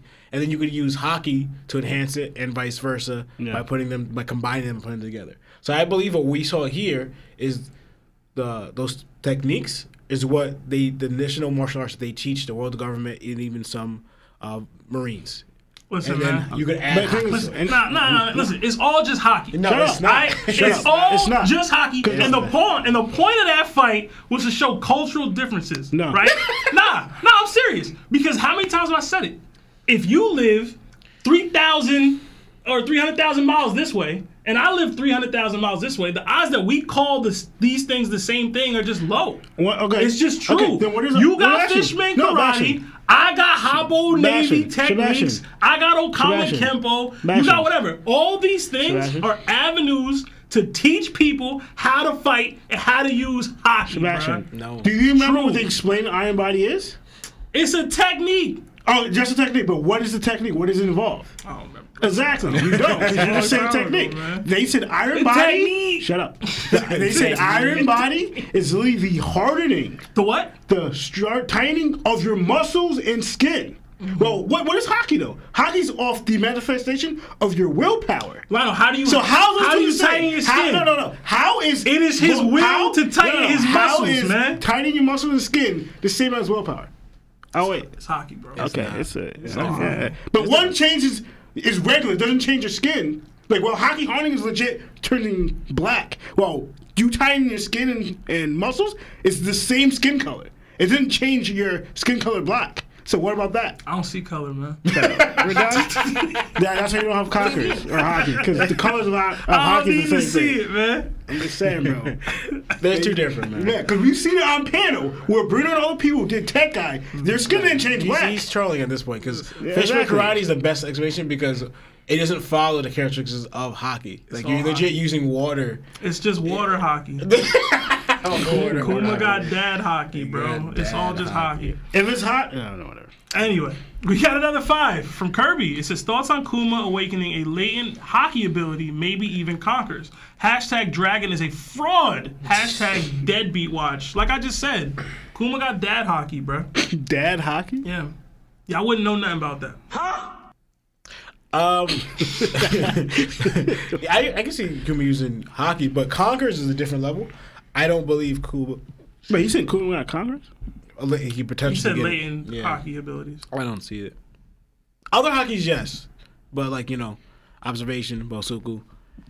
I don't see conquers though. Kuma got dad hockey, bro. I mean it. But we got another 8-month membership to Nakama status from our guy Jarhead Devil Dog. It says, new year, new episode, be safe and stay strong. Love with 2 heart emojis. Thank you so much, Jarhead. We got another 10 from Blade Akuma. It says, found y'all through shorts and been loving the vibe so far. I have a funny theory for y'all. What if Big Mom's fat ass will was so strong she willed multiple food-related devil fruits into existence? It's possible, and then her kids ate them. Kind of crazy. They had all the food fruits in there. They did. Like, how did they get them all? Like, just to feed her? It's crazy. We got another 100 SEK. I think that's Swedish crowns. Are you a fan? Do you know Void?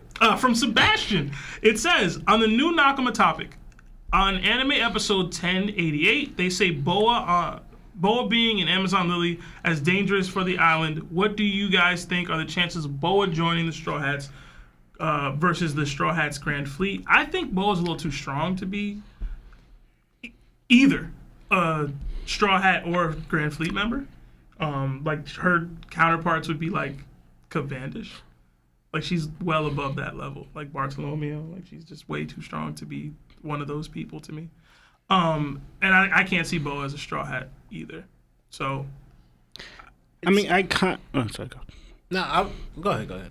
I mean, I can't really say strong because, like, stronger because then just Zolo and Sanji and them just gotta get stronger. You get me? Like the whole argument was Yamato, but they're it's not just about. It's about the scale of the crew itself. Like you can't add a Conqueror who's Hawks just to the crew, and it's like, we got a problem because what? Like, what's the problem now? Who's showing up and giving us problems for real? When we got Boa. But you have Zoro and Sanji there too, though. Just imagine how Egghead goes if Boa's on. And Jinbei. Imagine how Egghead goes if Boa's on the crew. LOL, y'all funny. Like there's no drama now. Like you know what I'm saying? How does that work? If she can just handle everything. Oh, mostly because of her ability. Yeah. I can't see it, bro. So I'm not saying she's gonna join, but to me, how I see it more of how she was, because Sebastian does have a point, but she's not gonna be an enemy unless which I doubt is gonna happen. That love just turns all to hate to Luffy. Yeah. But I could see more Bartolomeo developing that towards Luffy, but which I don't think is gonna happen either. Than Bo Hancock. It would be more like an alliance, even though she would heavily want to be on the Straw Hat crew, obviously, because she's in love with Luffy, or just being there with Luffy. But it would probably end up just being an alliance, because I definitely see her playing a part in helping Luffy in the Great War. Yeah, and then probably even also becoming Pirate King as well. Yeah, so like I feel like she could play a part. Is going to help Luffy, just like how we saw, like if you want foreshadowing, the Bullet movie, how she helped Luffy. Not to say on the one-on-one fight, because Luffy should definitely have his own one-on-one fight and handle that his own self, but how she aligned herself with Luffy in an alliance, like what Law and Luffy did. I would say that not many pirates or Marines are as gully as Blackbeard was, gunning for the fruit. I don't think Amazon Lily's in any real major danger if they put the Straw Hats flag up there. I think if they just determine that Amazon Lily is a Yonko territory, 99.9% of people are just like, we're not gonna do that. Even the Marines clearly have a do not engage order on Yonkos. Yeah. So that erases that element entirely. Crosskill's not gonna mess with her. You know what I'm saying? Like she's good. Only Blackbeard, maybe. And then Blackbeard already got deterred. So I think she's fine. Like I don't think she needs to leave even, personally. Sunday? I'm sorry, I've been mad at strategy. My Facebook just got hacked. So, You're lying. What? That's crazy. That is Yeah. crazy. Damn. I'm Free sorry. Sundays, That's man. why I was like, what the heck is going on, man? Damn. I was just getting these emails about my junk being hacked, and I was like, wait a minute. So that's why I was a little distracted. But we're good, though. You good? Okay. I had to almost good. I had to just send some things, put some things in. Sorry about that. Anyway, one more time on that question, bro. I was sweating over here, bro. I was like, bro, I was going to ask you on, if he was bro? good, but I was like, Nah, bro. I just had got mad emails about my Facebook being hacked, and I was like, all right, hold on. Let me tap in real quick. I didn't want to interrupt the pace of it. We had a good conversation. good. Sorry about But we're that. going to move on to the next question. We got 2-month membership to Nakama status from Chris. It says, 2024, it's time for Dragon. It's the year of the Dragon. How y'all feel about that? I mean, man. Go ahead. My bad. Nah, you know how it goes with Dragon, man. It's just kind of like, when it's time, I guess it'll be time, but it might be a year of the Sabo before it's Dragon, you feel me? So it's like, we'll see what happens. If y'all expect Oda to like do some stuff because it's the year of whatever, like he gonna drop the chapters when he feel like it. Right, Dragon gonna stunt eventually. If it's this year, cool. If it's next year, cool. Like, Yeah. he not gonna bump up the rate so that Dragon can stunt in the year of the Dragon. Like, that's not how that works. But if y'all believe the opposite, whatever. But I don't see that happening. I do expect Dragon to turn up this year, though. Yeah, This yeah. is the arc. I said it way back. This is the arc I expect him to do something. I expect him to come to Egghead even. But we got another 5 from Kecker's Boy. It says, people act like Dragon has only started freeing islands. According to the story, the Revs have been freeing nations from the world government for years. Yeah, it's been you've been grinding since before. Yeah, he been putting in work. Yeah, you've been grinding since before O'Hara, right? Yeah, Like, he didn't start the thing yet, but he was already doing something. As the freedom fighters, yeah. Yeah. I can do stuff, just off pen. We got another 10 from Anime Reality. It says, would Usopp's brave warrior of the sea dream be accomplished by him being some heroic brave act to save Luffy for the greater goal of and dying? Add stakes for the Straw Hats clipping as well. For the first Straw Hat dying. So we've talked about this on the pod before. I've said it, like, I don't believe any of the Straw Hats pass away by the end of the story. Unless Luffy, maybe. But the only one that I think could make sense by still accomplishing their dream through passing would be Usopp. He could accomplish being a brave warrior of the sea by giving his life for another person in that way, to show that he was brave and stood up and took that sacrifice. It would crush Luffy. That's his best friend. It would have major,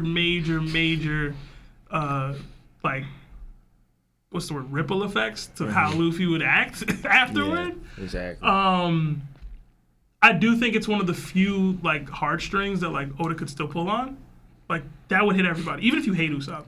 Yeah. Even if you hate Usopp. I don't know, Larry's brother. Listen, I think even the most die-hard Usopp haters would feel crazy seeing him actually go. But I just don't think it happens. I don't think it happens. I feel like Usopp gotta tell the story, man. You know what I mean? Like, I feel like that's what's gonna be like the big, kind of old. Like, I feel like Usopp probably gonna be like the last one alive. You know what I mean? Like, really, if you talk about like the dynamic, I just feel like he's gonna be the one that's actually gonna be like, recanting the story of what's been going on. That would be a dope full circle moment for him. Like, he was lying about all these stories, now he's telling the real great pirate story. So that would be cool. We got another 2 from Project Iceman. It says, why are we talking about skin color and black? LOL. We got another 2 from Strahd. It says, dad hockey is real, can confirm. Another 10 from Victor Haight. It says, it's too easy to have Luffy be Nika. I honestly believe Imu is Nika, who lost faith in humanity during the Void Century and created a system of controlled chaos like the Matrix. Also, Dragon is a butthole. I like that concept. I mean, I'm Emu gang, so I'm with whatever. I mean, It sounds interesting, and I did kind of like it, but the only thing is the Goris say how they view the word in Nika itself.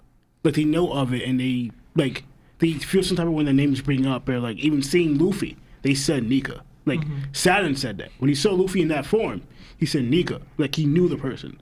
So it's just like, Like, how can that be Nika? How can Imu be Nika when they're relating Nika to Luffy's ability when he's Gear 5? So like I like the concept, but like they're already kind of stating that Luffy is Nika already. Yeah. So- And also what Nika's supposed to represent, he's supposed to be, like Kuma said it, and why he is putting in Luffy. It's like, it's supposed to be this figure who challenges, in a way, the world, but like it's the wrongness of the world, while putting smiles on people's faces. Ime ain't doing that. No, the challenge. We don't know that. He's not putting no type of smile on anyone's face. Yeah. He's more of, I'm controlling Frowns. It's the opposite. upside down smiles, maybe. Nightmares, no more dreams. We got another 2 from Martin Calderon. It says Drum Island arc is ruined by ending Boss Wapol. I can't agree with that. I thought Drum was really good, and Wapol, like, he wasn't a great villain or anything, but like the story is still great. The emotional ties to Chopper and what happened in his backstory is still great. Yeah. And even the ending fight with Luffy, like, it wasn't so long. Like, if it dragged, I could feel that. I didn't feel like the Wapol fight dragged. No, I didn't. So Yeah.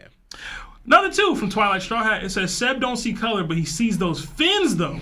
All right. Attack George Fishman. Another 2 from Strahd. It says, I mean, I could see Boa in a straw hat. Now, I mean, I think you got that the other way around. Strahd, I could see a straw hat in Boa. We got another 5 from Naz E.T.?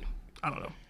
It says, I think it's just nasty. It says, Happy New Year's to you guys. You guys got me through a lot this year, and thankful for you all. Wish nothing but the best. # Jersey Gang. And that is Naz's first super chat. So thank you so much. Whatever you're going through, I'm glad we were able to help you out in any way. Yeah, much love. We got another 2 from Project Iceman that says Dragon doing off panel is bad, but Blackbeard does it. Yes, that's how this works. What you talking about, bro? What you talking about? You think the rules are fair? They're not. They're not fair. But all right. That's all the super chats for now. We'll get back into the chapter. This is the last section here, guys. All right. The chapter then cuts back to Egghead, and we see Vegapunk debating with Saturn about installing a self-destruction mechanism. Saturn said he's not interested in Vegapunk's opinions on the matter. VP tries to negotiate about a circuit that switches personalities from states of consciousness. Saturn cares not and demands he erase Kuma's individuality completely. Kuma overheard this conversation, tells Vegapunk that it's good to know how he feels about it. Apparently, Vegapunk gave him superhuman hearing. Today is the day that Kuma's individuality will be erased. Kuma asked Vegapunk to program him to protect the ship of the Straw Hat Pirates until one of them returns. He wants to be a guardian for their home since he won't see their growth firsthand. He then tells Vegapunk that Luffy's actions have moved him, that he knows Nika is meant to be a legend, but it'd be great if there really was a warrior out there putting smiles on faces and using the rhythm of liberation that he taught Bonney. That if that warrior does exist, he believes it will be Luffy. Kuma then removes a copy of his memories and places it in the corridor we see Bonney access later. Vegapunk says he will be able to take peeks into Kuma's memories, and Kuma wonders how many lives have been troubled by his actions. In a great representation of Kuma's life, we see all stages, starting with him and his parents, then running as a slave, then meeting Ivankov and Ginny, then running as a young priest and meeting Dragon and Bonney and Bonnie's crew, to adult Ginny and baby Bonney as he runs as a young revolutionary, to an adult warlord, Kuma, and meeting Vegapunk. We cut back to Vegapunk crying, telling Kuma that he hasn't caused anyone harm, that he is a hero not only for Bonney, but for everyone he's ever met. Kuma smiles and thanks him, and asks him for one last thing. To give Bonney a thank you. Or thank you for saving Bonnie's life, that if he ever sees her again, to wish her a happy 10th birthday for him. We cut to Bonney crying in the present, having witnessed the life of her adopted father and the lengths he's gone for her and others. What did you guys think of this chapter? We'll go with Lionel. Yeah, this was like was a lot. You'll cry. No, but I'm not gonna, it didn't move me, yo. I was like, man, bro. Say, yeah. I was like, yo, this hit me kind of hard. Like, I was like, yeah, this is crazy, and it's like I feel like Kuma went through so much, and he just like was the silent giant all about it. Like nobody really knows what his story was, or like until you actually go in his mind. But like he just did what he had to do. Like you don't hear him complain, you don't hear nothing. You just like, this is my life and I have to deal with it. Like, and I actually respected Kuma a lot. Like even I thought, he might like. He pretty much pulled a D right here because even though he didn't technically pass, but when he passed, he smiled at the end. So I'm like, that's like, he has some D traits in him, and we don't know if the Buccaneers or the D's have any relations, but like, but I thought that was pretty cool. That was pretty dope, and I thought it was interesting when he said the whole Nika is only a legend, and it made me think like, so because that when this is only a legend, then this is if people like if there's a hero, I'm like going by maybe like. Because it's been so long and Nika has appeared, or like, because they're like the 𝗏𝗏 are implying that Nika is a real person in a way, but going by the legend, Kuma is either unsure or he doesn't fully know himself, or he didn't know. So that's why I was like, I find that kind of interesting. That pretty much but also if Nika is a real person, how's he a fruit? Like there's so many questions that came up to my mind, like the legend, if he's real. The 𝗏𝗏 trait, looking at Nika with the 𝗧𝐓𝐵, saying that Nika is a person, but like also it's like he's only a legend, and maybe it's the qualities of Nika. Maybe Nika's not really actually a real person, just the qualities of somebody doing that. They made up this hero. I don't know. Like hopefully Oda brings this out and explains certain things. But I also thought it was funny that he's calling Luffy a hero, and we already know how Luffy feels about being a hero. He loves it, but he doesn't want to be one. So like then it goes into like Luffy saving the world, like. We already know that Luffy does some acts like in Wano, like he's willing to help, but regardless of it, he's not revolutionary and he's not a hero. He's a pirate. So whether like, and that goes into like, this is what Dragon in a way could be, because Dragon actually shows that he's trying to save the world, but Luffy shows that I'm not trying to actually do that. I just want to join my adventures, hang out with my friends, and become the Pirate King. And if I help people along the way, great, and I will do that. But that's not my priority. My priority is not saving the world. So I feel like that's why I find it kind of interesting that he's putting his hope and bet on Luffy, but Luffy also isn't fully that guy either. Like, so I find it kind of interesting, but again, this moment was really great. And again, Vegapunk, like seeing it and just breaking down and crying, it was just a really dope moment and scene, honestly. It was like again, Oda is good at pulling at people's heartstrings, and this is one of them. Like again, we already know Kuma been through so much, and it's like his happiness is always like short lived. It's never prolonged. Yeah. But this is what I have. But it was pretty dope. All right, Sundays. Man, I just feel like at the end of it all, this is where you really gotta say F Vegapunk. At the end of it all, it's kind of just like, you definitely felt the heartstrings there, I'll see you, tell her happy birthday, but I'm just kind of like, Vegapunk, man, I can't stand by you, bro. I can't, y'all been going through all this, and you still, to the T, you know what I'm saying, follow Saturn's plan. I'm just like, I can't rock with you, bro. I can't. I'm sorry. I feel it. I know a lot of people, they're going to say, well, what can you do? But it's like, man, we seen that it's always a little loophole to get around doing everything the government has to say, man. And I just felt like Vegapunk took the easy way, man. He just said, it's all right, man. We got to do it like this. And, besides that, Kuma, yeah, man, he's a tough cookie. I'm trying to see. Let me look at these panels here. He's a tough cookie. Definitely the top backstory. I feel like nobody really had it that bad. It's good to see how much he really does, how much the Nika story really does kind of bring hope to folks, even if it's still supposed to be kind of hush hush and just a legend. I still think it's pretty cool to see that Kuma really is acting like this because of that kind of initial hope that his father gave him, in that crazy time that they went through being slaves, that there is somebody that one day is gonna change the world, and now that hope has ran off on Bonney. You know what I'm saying? It's kind of like her, almost like a little bit of a reason she's out there as well. She's like, yeah, I'm also gonna maybe try to find Nika too, and do right, and it's just good to see all this, man, especially with Kuma. Again, though, I just can't rock with Vegapunk, man. Just can't stand by, bro, really, mainly. I feel that. Lawrence? Yeah, I agree with Sundays, but also too, it made me. So I want to bring up this to the park since we got here now.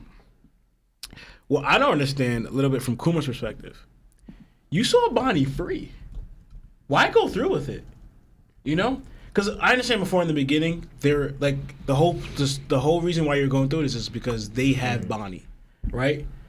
Saturn said we're going to use that as collateral to make sure you go through it. We have Bonney, and we're going to control that she's not going to get healed, she's not going to get cured, and we can take her out anytime because she's under our watch, right? Those were the kind of dynamics where you have to go through with it. But now you know Bonnie's cured, and she's free. She's with your old crew, like people that you kind of grew up with, and she's roaming, became a pirate. Why go through with this? Because also too, you're made into a weapon. You're stronger than you were before. So now you have the means to I have this ability. I'm stronger than I was before, seasoned, and they made me stronger through a weapon now. I'm the weapon that can protect Bonney. Why control it where you lose all of your mind? Now you're just doing their bidding. That's what I understand. Because to me, what he should have did was go to Vegapunk, find out exactly what they have control over. You guys already experienced on me. How much do they have control over me? Am I still? Because you still have half your mind, still have your free will, still have your personality. Is there any way where if I do leave, go to Bonney, can they just all right, flip a switch and now I'm their puppet? Because I understand that, but I don't think that hasn't happened yet. You know, so I was like, Kuma, you've been seeing your daughter. Why continue to go through with the experiments to become now you'll be able to never, like Vegapunk even said, you'll never be able to see his daughter, and that's what I don't understand.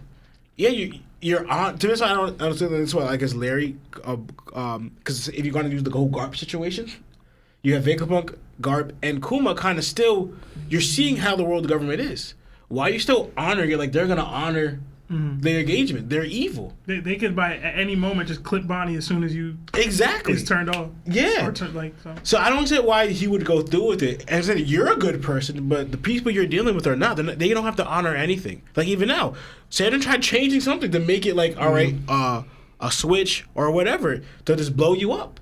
You know, so it's that's what I don't understand. To fully protect your daughter, you have the means. From my understanding, you have the means to.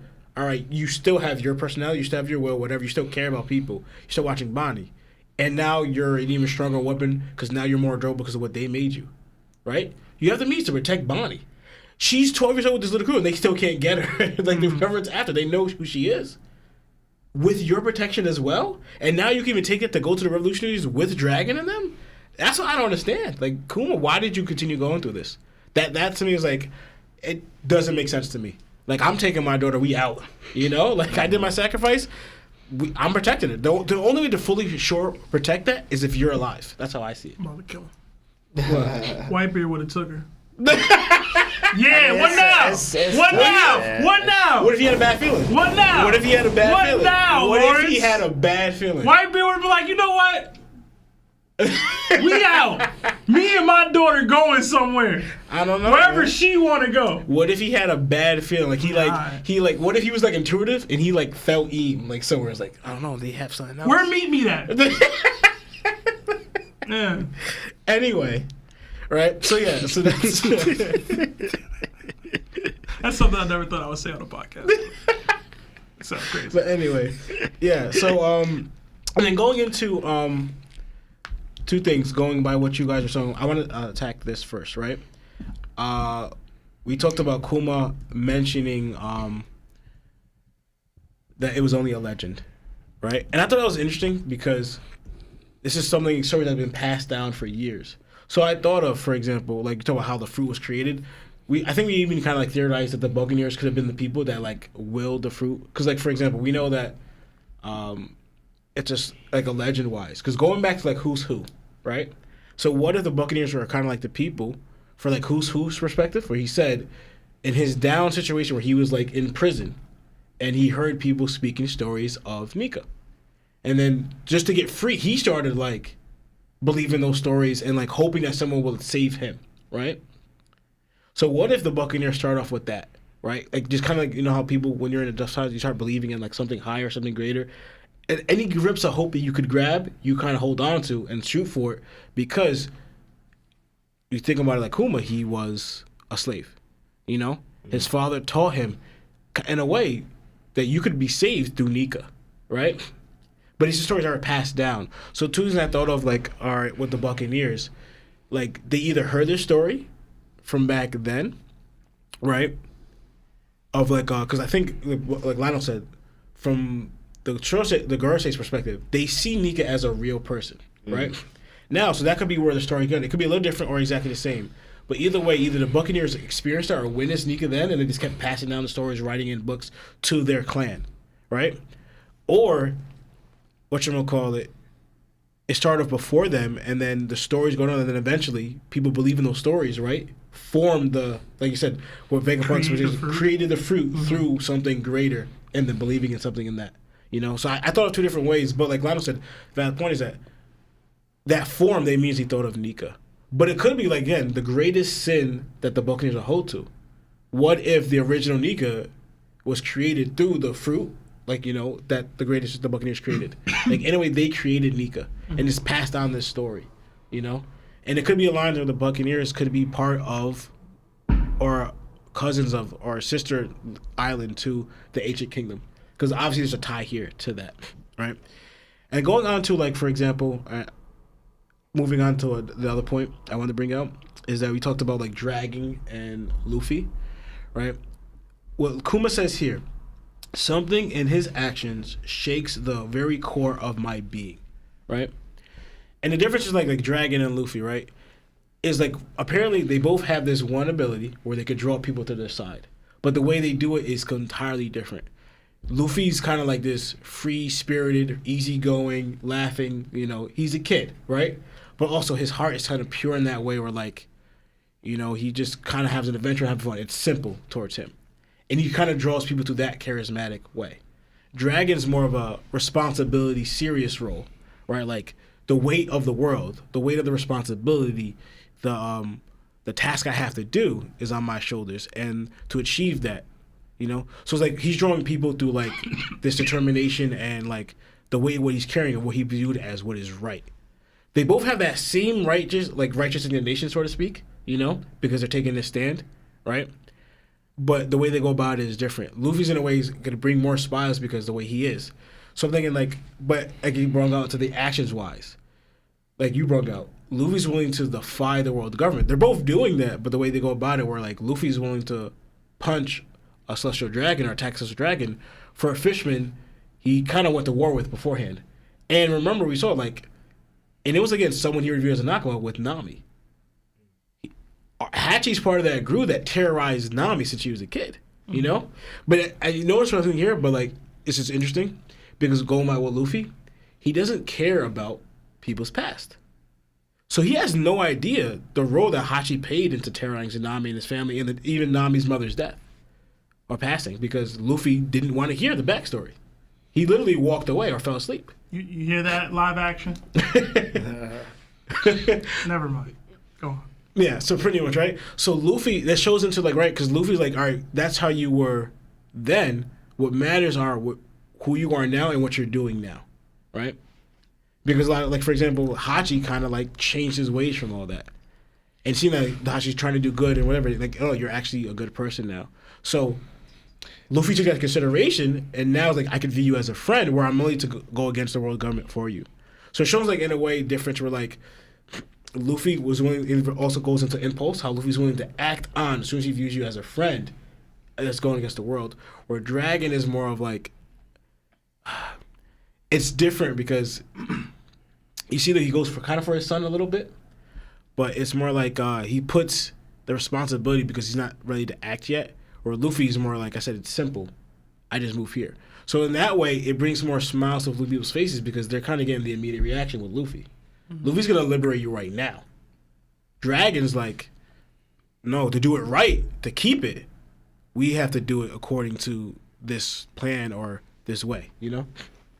Dragon trying to give it to you on the back end, right? Luffy give you money up front. That's how I see it, man. You're gonna get paid right here, right now. Dragon like, I got you in 3 years. You might go broke in that time, but I got you. You may not see it. Your kids might see it. You know, but the money coming. It's coming, bro. I got you. Great. I really don't like that. You don't get on the back end, bro. But you good? Yeah. All right. I thought the chapter was amazing. Honestly, I did. I thought that part of Kuma running was so well done to me. And somebody pointed it out, I think it was on Twitter or whatever, that the stages of him running like mirror the Nika dance. Yeah, it is. So Yeah. I think that's a nice touch. Yeah. I think that'll be really well animated. Hopefully there's like beautiful music attached to it. Shout out to Vegapunk for giving him superhuman hearing. Like, he didn't do that. So he did one thing nice for him, I guess. He could hear all Let me the give you a little extra hearing instead of, maybe a little more free will, maybe, He tried to cap, like, You know. oh, you heard that?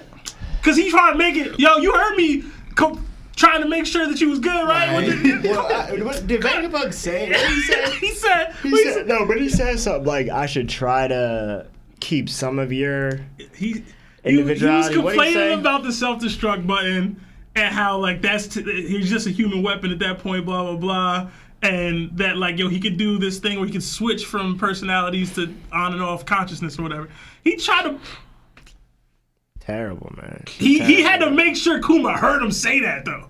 You know what I'm saying? I'm just kind of like Vegapunk, man. Listen, man. He not all like, there, I just man. feel like I kind of don't understand this trope a little bit sometimes when you have like these super scientifically intelligent characters, but they never like plan out nothing. The thing is that the author's never going to be on that level of intelligence that they're trying to persuade the audience to believe that this person is. Right. So it's like I've seen Light make mistakes when he's supposed to be a genius. Like, you know what I mean? Right. But it's just how it is. But in general, right? I just feel like Vegapunk made sure Kuma heard him say that because he wanted him to look at him in a specific light. Maybe I've been hurt too many times, man. Maybe. I love Kuma's thought process on Luffy, right? How it must be him. He must be this reincarnation or this version of this legend that I grew up knowing. And it's interesting that he did call it a legend because we always talk about how Kuma seems to be a man of faith, right? Man of the cloth or whatever. That's what he's portrayed as. He looks at it as a legend, not his religion. Yeah. You know what I'm saying? Like, he's not like, this is my God. Yeah. This is my Jesus. Like, he's not saying that. He says it's a legend. And he still had doubts about that legend, whether the legend would actually come back or come true. But if it does happen, it's all ifs, I think it's him. It's got to be him if it happens. And then I said this in the Discord, and I don't know if I can fully support it, but in the moment when I read the chapter, Kuma's sacrifice and bet on Luffy hit harder for me than even Shanks' bet on Luffy. Y'all know me, that has a lot to do with the whole arm thing. It does. It taints it a bit for me. I've always said that. If you want to know about that, go past podcast. I want to talk about Shanks and the arm today. But the fact that Kuma's backed into this corner and he sees what Luffy's willing to do for people that we just talked about a little bit earlier, and what he can mean for people, and what he wants to happen.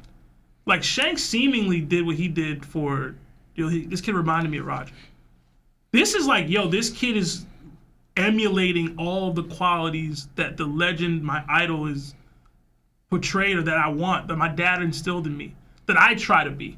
I'm trying to be this thing, and I know I can't. I've failed. I couldn't be that for Jenny. I couldn't be it for Bonnie. This kid is doing it.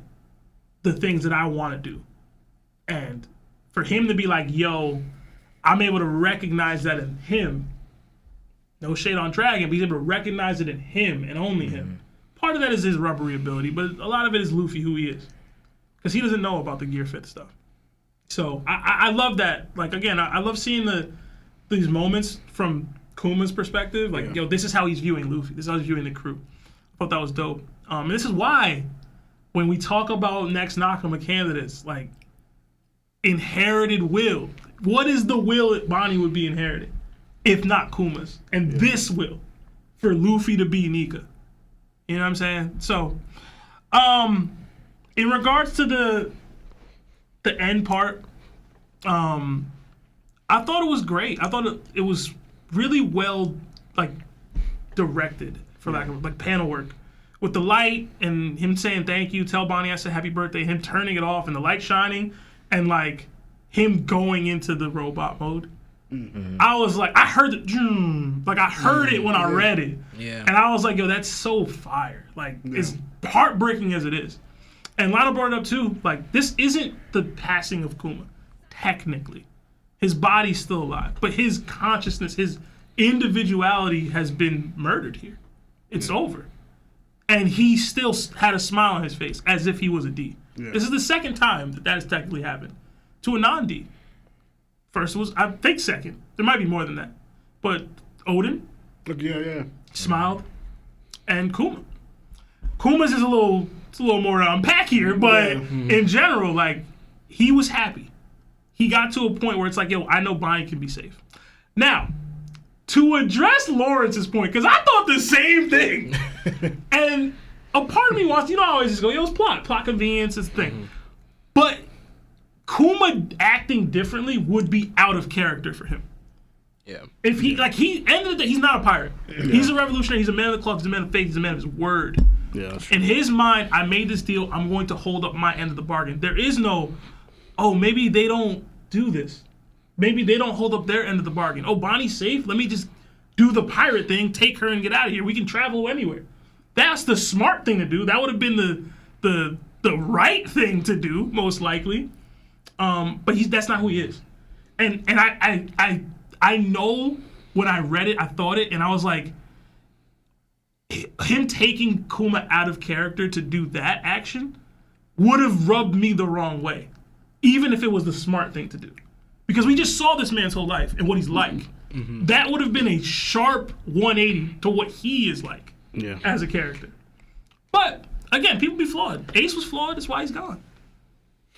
So that's just how it is. Kuma was flawed, this is why it's going down the way it went down. But I know it hurt, because I was like, yo, bruh, your daughter right there, she free.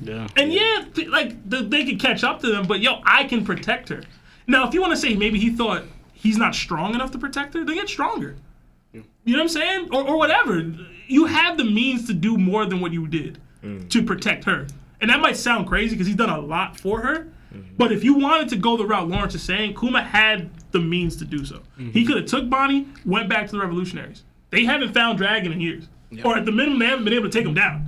So, and you can teleport. So, I mean, in general, that was the thing to do. That was the play. He didn't make it. And it sucks because now people struggle for it. He should have made it. Probably should have made it. But Cause I'm thinking about, like, for example, just to match it up real quick. Like, you got the order also, too. And it's a little different, but you're supposed to capture Luffy. But you chose not to. So, but you don't take Bonnie? But honestly, I never thought he was going to capture Luffy, like, really. I always thought he was going to do something, but I never thought he was actually going to take Luffy into the world government. Oh, and I already thought that before I knew Kuma thought Luffy being possibly Nika. I thought he's Dragon's son, so mostly he's not going to do it. But now that gives more evidence that he's Dragon's son and... It probably would have been a situation where he goes, oh, like, I caught him, right? Oh, I clipped him. But he really just gave him the dragon. Yeah. That's what I thought. Like, if he was to do it, like, actually go through it, I thought he was going to have a thought process like that or whatever. But I think what we got was better than that even. But overall, like, you again, the dragon attacked me and took his son. Right? Yeah, something. Yeah, he could have played it off. He still had consciousness of that point. The ending with Sentomaru and them, like, they was praying. I thought that was kind of weird. I was like, what are we doing? Yeah, I know. That part I didn't understand. I did not. I was like, I know y'all was vibing on the Nika tip, but we praying to Kuma now? Or are we praying because Kuma's gone? What exactly was happening there? Just be like putting his head down and like shame a little bit. One last thing. Y'all think Kuma chose which memories he put in there? Or do you think that's really his whole life in there? I don't even think it was his whole life. Yeah, I think it's his whole life. Yeah. That's crazy. Cause you know what? This is a family friendly podcast. I'm not gonna bring it up. Larry not here. Sunday's here. Sure I'm not gonna bring it up. But the heck was you thinking, bro? Listen, man. There's some stuff you probably don't want your daughter to see that you did. Oh, cheer. But I could have left that out. That's what I'm saying. Are they chosen memories? Yeah. Or I is think this the whole thing? I mean, we saw. You know it has when to be chosen. Yeah, I was about to say we saw when she was asking her to marry him or whatever. So it's like. I'm just saying, man. If I'm clapping cheeks, I'm not. My daughter don't need to see that. You're stupid. Yeah, I mean, I'm sure. I'm sure it's not every single detail. You know what I mean? Like maybe the way. Maybe the way she absorbed it, like, you know what I mean? Sebastian, Kuma wouldn't do that, though. You just said He a man, Lionel. Sebastian, no, he's... End of the day, he human. Sebastian, nah, bro. He didn't do it. End of the day, We human. don't even know if that's technically his daughter for real, don't we? You know what's crazy? We didn't say. That's the first time she's really seeing her mom. Yeah. That is true. I didn't even think of that. Yeah. Through her father's, Kuma's memories. What I love about it is that she now has this perspective that this is what Kuma thinks of Luffy. So after I read this chapter, I went back and was like, yo, let me see how Bonnie's interactions with Luffy were, like when we got back to Egghead, because she cried for however long, but like, and I realized there wasn't much interaction between her and Luffy, which was kind of, I was like, damn, that sucks, because really, she feels this way, or he feels this way. She knows he felt this way. Yeah. So, I don't know. I'm looking forward to see Luffy-Bonnie interactions. Yeah. Going forward. And I was always kind of curious, like, Luffy finding out a little bit more about Kuma and, like, because all he knows is, like, Kuma was the enemy, he sent us away and stuff like that. Granted, he ended up saving them. I don't know if they understood that, but Kuma's actions were always a mystery to them. That he sent us away. He heard us, attacked us at Thriller. He sent us away, and then later on he protects our shit. Just like what's going on with this guy? Like, so I wonder if Bonnie's gonna clarify certain things for them. Yeah, I was wilding a bit, like the stream, yo. You think she was also like, yo, Dad's been dodging me this entire time?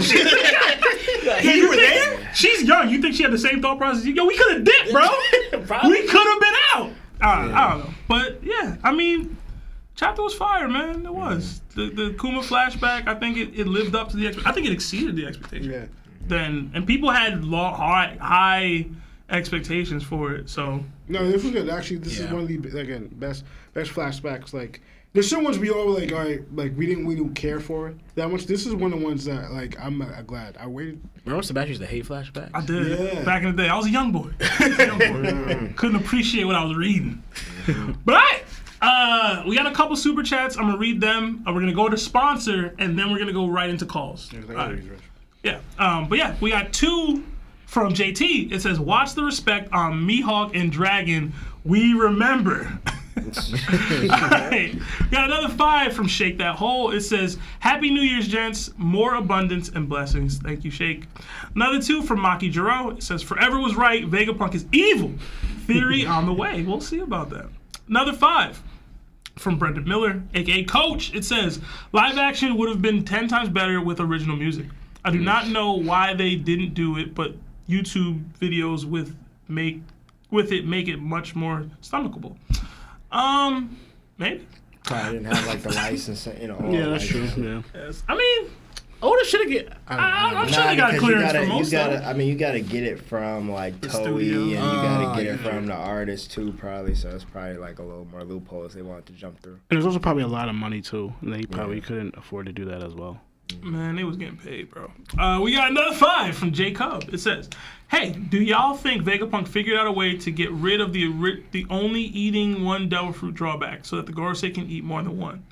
I wouldn't put it past him for continuing to help his ops somehow. Yeah, I'm about to say, just further proves that Vegapunk is really garbage. Like, over here telling me he made it so that the Gorosei eat multiple fruits. Please, good night. We're done. Listen, y'all, check your smart friends. All right, just because they smart doesn't mean they allowed to be on that bull. All right, check them. We got another 5 from Rewards. It says, "Fire episode so far. Seb, is there a chance you will shave your hair for like 1 month and call the show That Bald Piece Talk?" Frank hands and a laughing emoji. Hashtag TBPT. Hashtag Happy New Year. Oh, man. I don't know what the donation goal would have to be for me to shave my head bald, but it's higher than you think it is. Yeah, you're gonna have to run that up. Y'all gonna have to run it up, bro. It's a lot. My don't just grow. All right, this is it takes a while to get to this point. All right? Bald is crazy. No offense. I'm offended. All right, that's all the super chats we have for now. So Marv, hit that sponsor, man. This episode is sponsored by BetterHelp. Have you been struggling lately? Maybe having difficulty sleeping, struggling with a relationship, or suffering from low self-esteem? Listen, I've been there. We have been there. If so, then today's BetterHelp wants to help you. BetterHelp offers licensed therapists who are trained and here to help you out. Talk to your therapist in a private online environment at your own convenience. There's a broad range of expertise in BetterHelp's 20,000 therapist network that gives you access to help that may not be available in your area. You just fill out a questionnaire and it's as simple as that, guys, to help with your specific needs and then get you matched with a therapist under 48 hours. After that, you schedule a secure video or phone session. Plus, you can exchange unlimited messages and everything you share is confidential. We signed up for different reasons, and to be honest, it's legit. It helped us out a ton. You can request a different therapist at any point with no additional charge anytime. Join the 2+ million people who took charge of their mental health with an experienced BetterHelp therapist. This offer goes out to all our That One Piece Talk Nakama. You get 10% off your first month at betterhelp.com/TOPT. That's BetterHelp, HELP.com/TOPT. Thanks to BetterHelp for sponsoring this episode. Back, Lionel ain't back, slacking. It looks like Vegapunk hacked Sunday's Facebook, Clearly, man, because bro.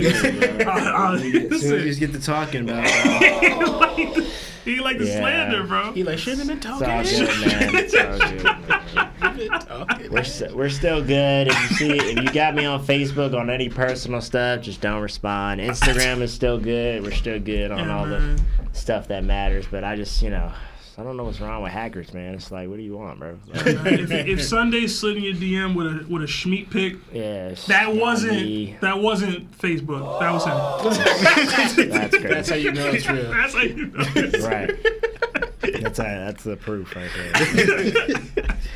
But all right, we'll get into calls, man. We got an hour worth of calls here ahead of us. I hope y'all ready for it. I was gonna say one more thing. Oh, yeah. About when y'all were talking about.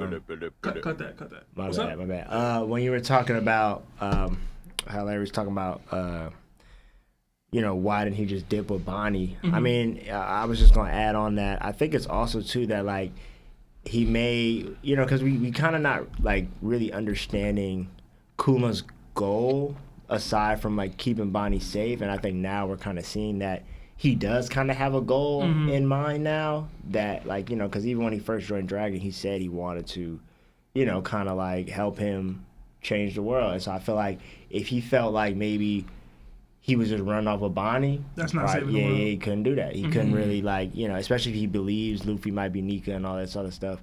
He's like, dang, if I kind of just push the the eject seat right now, it's like, what does that mean for, everything that Dragon's been working on, everything that I've been working on, you know what I'm saying? So it's kind of like, I feel like that might have been just to add on to that real quick. I feel like even that's one of the reasons he didn't really take off of Bonnie. He might have still be like, well, nah, I still got to stick to, the future. You're weak, man. No, I'm Before we get into calls, we did have another super chat from Mike Super 17. 6-month membership to Nakama status. It says, like the stream, Larry about to start slapping people. Yes, please. We have 338 concurrent viewers, but only 183 likes. Hit that like button. It helps a lot with the YouTube algorithm. My fault for whoever I had Marv hang up on. It is what it is. Call again or don't. Sucks to suck, bro. Yeah, my bad. Marv. Do the thing. Are you calling him Larry? He has been, yeah. I've been loving it. Oh, because y'all say law, right? Yeah. Hey, guys. My fault.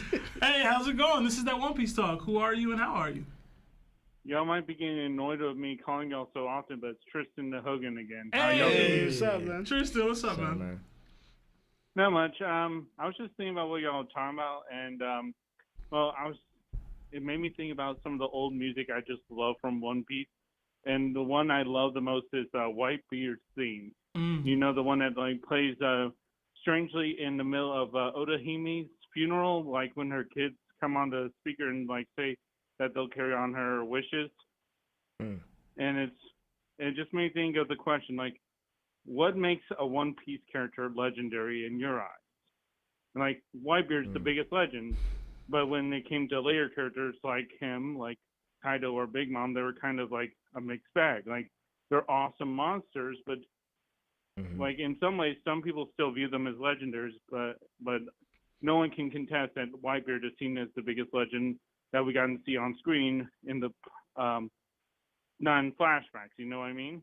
Yeah. So for y'all, who's the character you think is the biggest legend that you don't think anyone can really dispute? And don't say Zoro, because everyone says Zoro. No, we were not gonna say that. I wasn't gonna say Zoro. Yeah.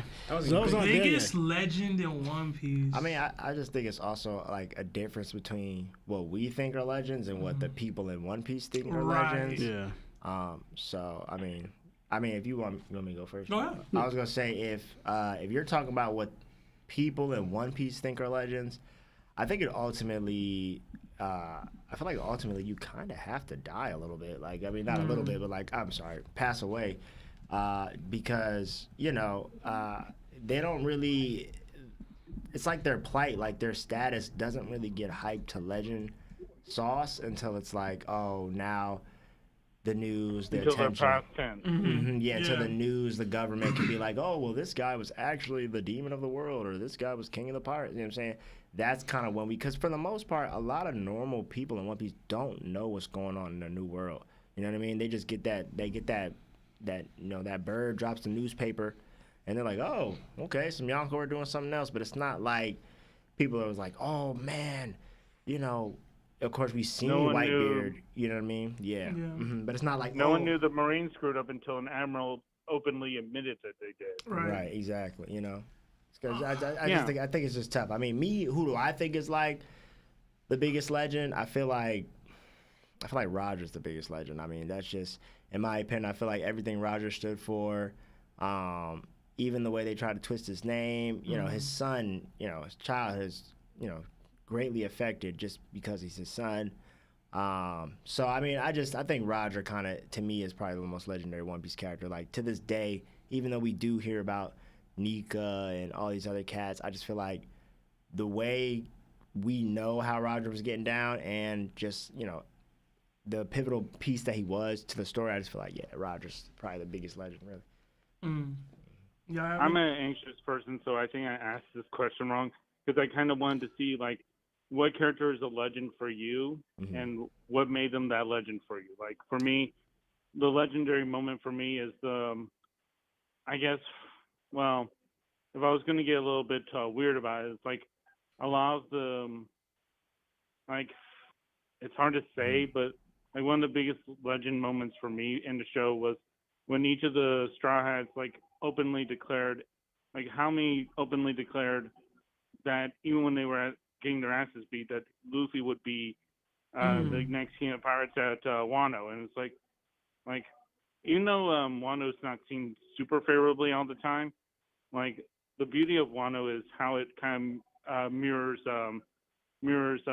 Thriller Bark with them dealing with a giant monster, but despite the monstrous, like despite the darkness and the monstrous like opponents they're going against, they aren't giving up hope and they're not giving up like they're not giving in to despair. Right. They will absolutely hold on to their faith in Luffy and like it wasn't, and this was all the like Straw Hats that hadn't been getting a lot of shine in recent like sagas. Like Robin didn't really get a lot of love since, well, she hadn't been really getting a lot of love in post 𝗪𝗪𝗪, and like Frankie had his moments on Dressrosa, but like that's still like kind of was less understated. You know what I mean? Yeah. So Tristan, to answer your original question, you were saying what makes someone a legend to you.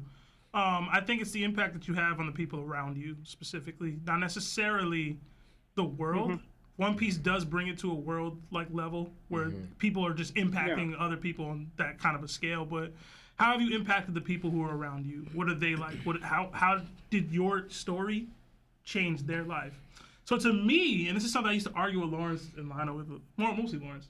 To me, the biggest legend of One Piece is Luffy. Oh yeah. It's probably future tense, obviously, because he's gonna be the next Pirate King. He's gonna make this huge impact on the world and the people around him. But to me, it's Luffy, just because he's gone lengths that I don't think I've seen anyone do in any series ever for the people that he cared about. And I know that Roger could and would do those things. I just didn't get a chance to see them. It is an actual legend in Roger's case. I'm able to see the legend live out in Luffy. So to me, it's always going to be Luffy. When you ask about the biggest legends, and I love the Whitebeard shout out you gave out earlier because I think he's top tier as far as legends go. But nobody's touching Luffy to me personally. So. Oh, and it's not like it's kind of the idea for me that like what makes a legend a legend? They never die. Like even when they fade into history, like Nika in Kuma's eye is this legend that he so strongly holds hope into that he's willing to give this crackhead of a kid the biggest props and like the most amount of like he's willing on other than Bonney, Kuma has sacrificed more for Luffy and his crew than anyone else in his life, and Kuma did not have to do that at any point. But because he held on to hope in his legend, I just thought, what makes a legend so important to people? Because, like, we all have hopes, we all have beliefs, we all have faith in something.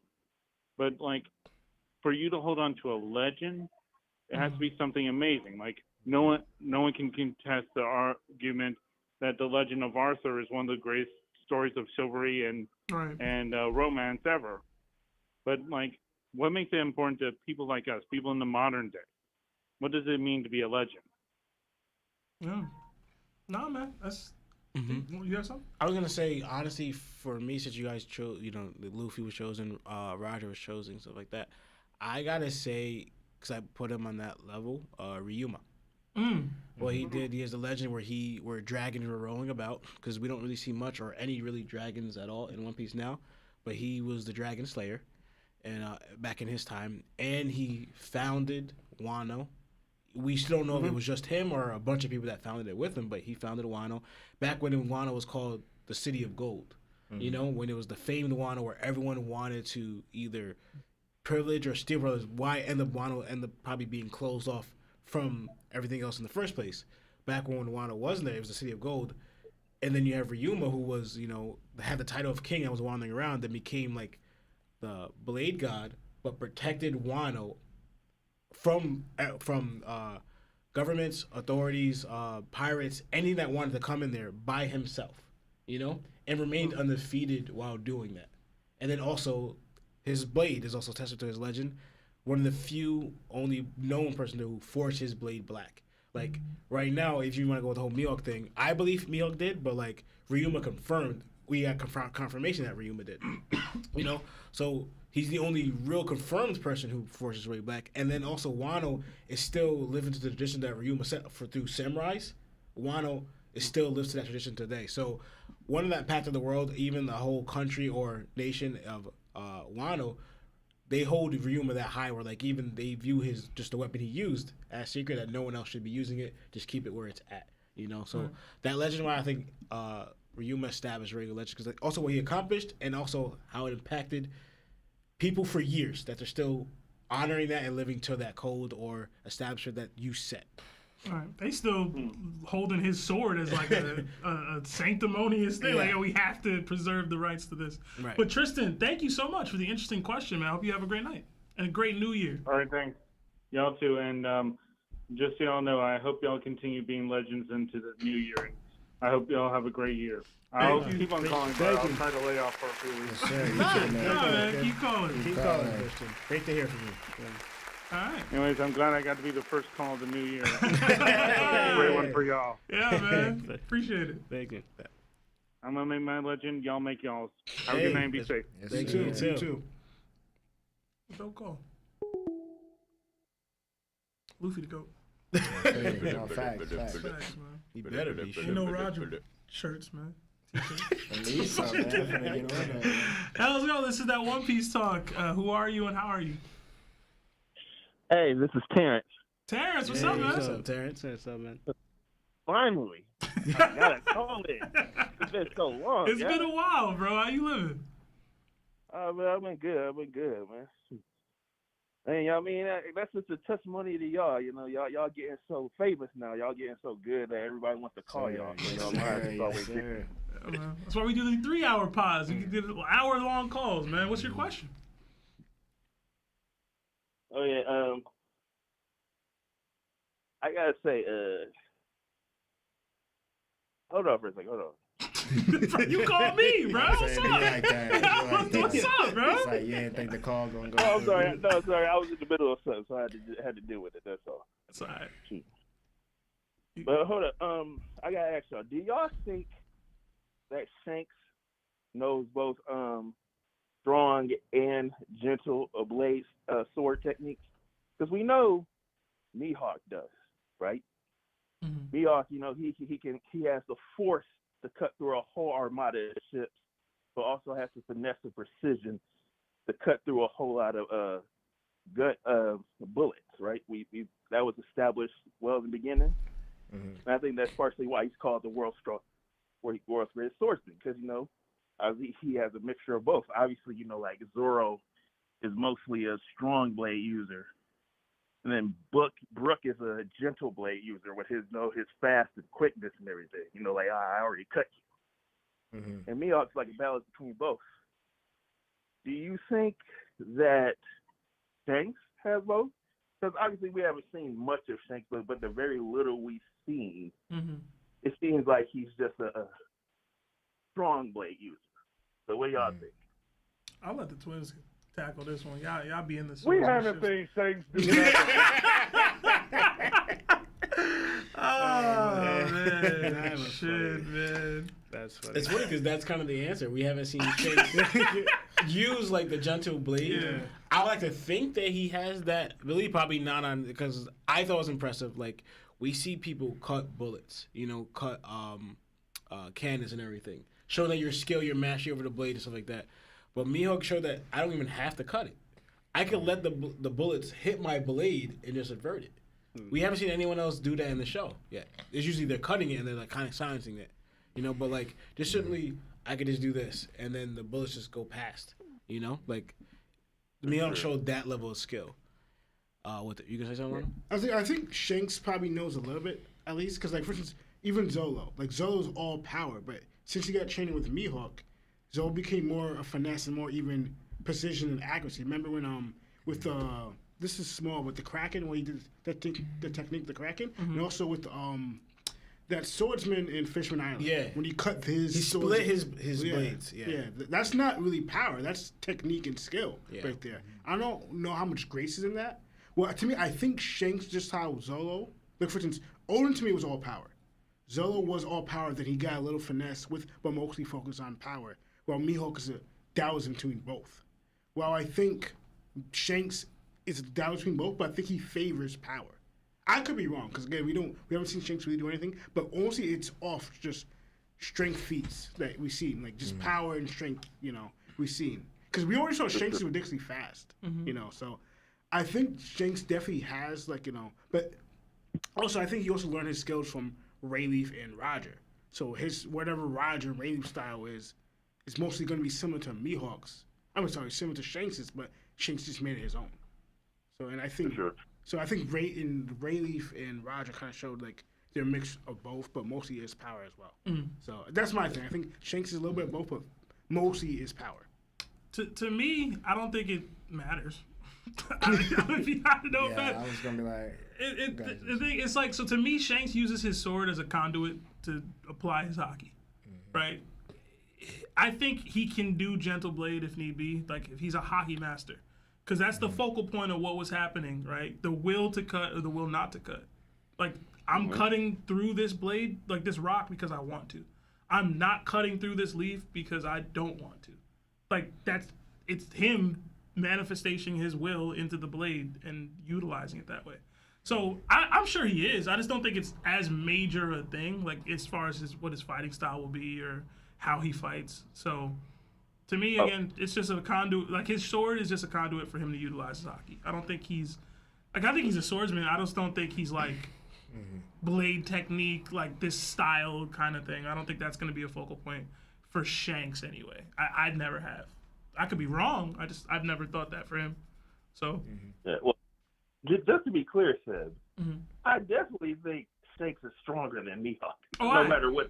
I wasn't even trying to bring you to that point. I just trying to pressure you. I'm not trying. It's glad to know that you're a smart individual. I was just gonna say. Go ahead. Oh, my bad. I was just gonna say, like, kind of what Seb was saying, like, you know, it don't really matter. You know what I'm saying? It's just more of a what your goal is at the time. You know what I'm saying? Like, and I guess I'm a little confused on like the gentle, like what all goes into the gentle sword technique. If you're just saying like, can he throw hands without cutting everybody in the way? I definitely believe so. You know what I'm trying to say? It's not like he's just swinging and everybody's going like, look out, Shanks is swinging a sword. You know, the hockey everywhere. You know what I'm saying? I think it's just more of like a, you know, he could obviously restrain himself enough to where if he needs to do a sword technique that's not gonna, you know, cut him out in half, I'm sure he'll be fine. But at the end of the day, it's like, you know, don't even matter. You can kick him in the face if he wants to, right? You know what I'm saying? Facts. I mean, you got two focal points of both, like the strong blade and gentle blade styles in Zoro and Brook. Like Zoro is a very good example of the strong blade style, and Brook is a very good example of the gentle blade style. You know what I mean? Right. I mean, obviously Zoro, you can tell he's also leaning into the gentle blade. He's starting to learn a little bit of it, but he's definitely still mostly of that strong blade. You know, like remember. I ain't seen no gentle blade on King, man. I'll tell you. When it matter, he don't use it. I'll tell you, he's not a gentle blade user for sure. Fujitora. Definitely not. He's very tough around the edge. That boy ain't pull out the sword. All the planet about to be destroyed every time he pull it out. Oh, let me put that back before we drop 100 meteors in here. But Terrence, appreciate the call, man. Definitely keep calling, bro. We'd love to hear from you. For sure. And here, one more thing. The point of the point of this I was trying to make is like, while yes, I do believe Shanks is stronger. At the same time, I don't necessarily think Mihawk's title is not legit. You know what I mean? Like, look at it like this. I think he's a world strongest swordsman. Like, look at it, Zoro. Zoro is definitely a way better swordsman than Law, right? But you know, like, despite where they are currently, right now, I think Zoro might have surpassed him. But for the most part, Law can keep up with Zoro because he mixes his swordsmanship with his devil fruit powers, and he blends them pretty well. And I think it's a similar situation with Shanks, whereas Shanks may be an inferior swordsman. I think he has more raw. His hockey has more raw power, and he's better at overall using his hockey, applying his hockey in better ways than Mihawk. In more ways than Mihawk, basically, and that's why he can still be stronger, even though Mihawk is a better swordsman. Okay. Yeah, well, you're an educated young man, so we just glad that you know. Yeah, man. We're glad we're on the same. We're glad you're reading the same story as us. Well, Terrence, have a nice night, man. Thanks for calling, and have a happy New Year. You too. Thank you very much. Have a good one, man. Good call so far, man. I'm waiting for somebody to start tweaking.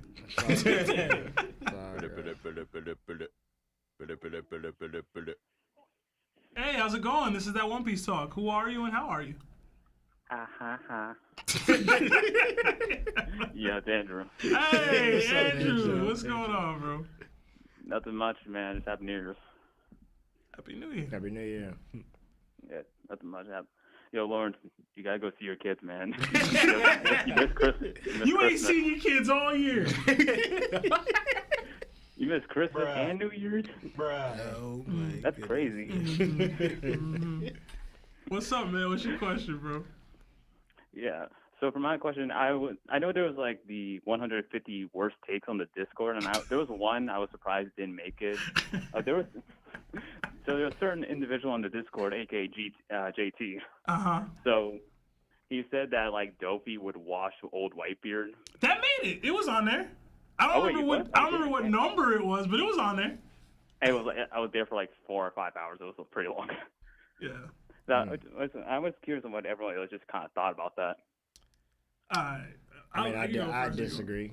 I disagree. I mean, it's really, you can maybe kind of make an argument that, no, you really can't. It really is not. It really is an argument. Like, I'm trying to be the devil's advocate here and make an argument. Like, maybe if you could say that Luffy is a little comparable, but I just, even at that time, like, Doffy got packed pretty easily. Like, people don't really understand. Like, he has a great use of his devil fruit. Don't get me wrong, and Conqueror's wonderful, great.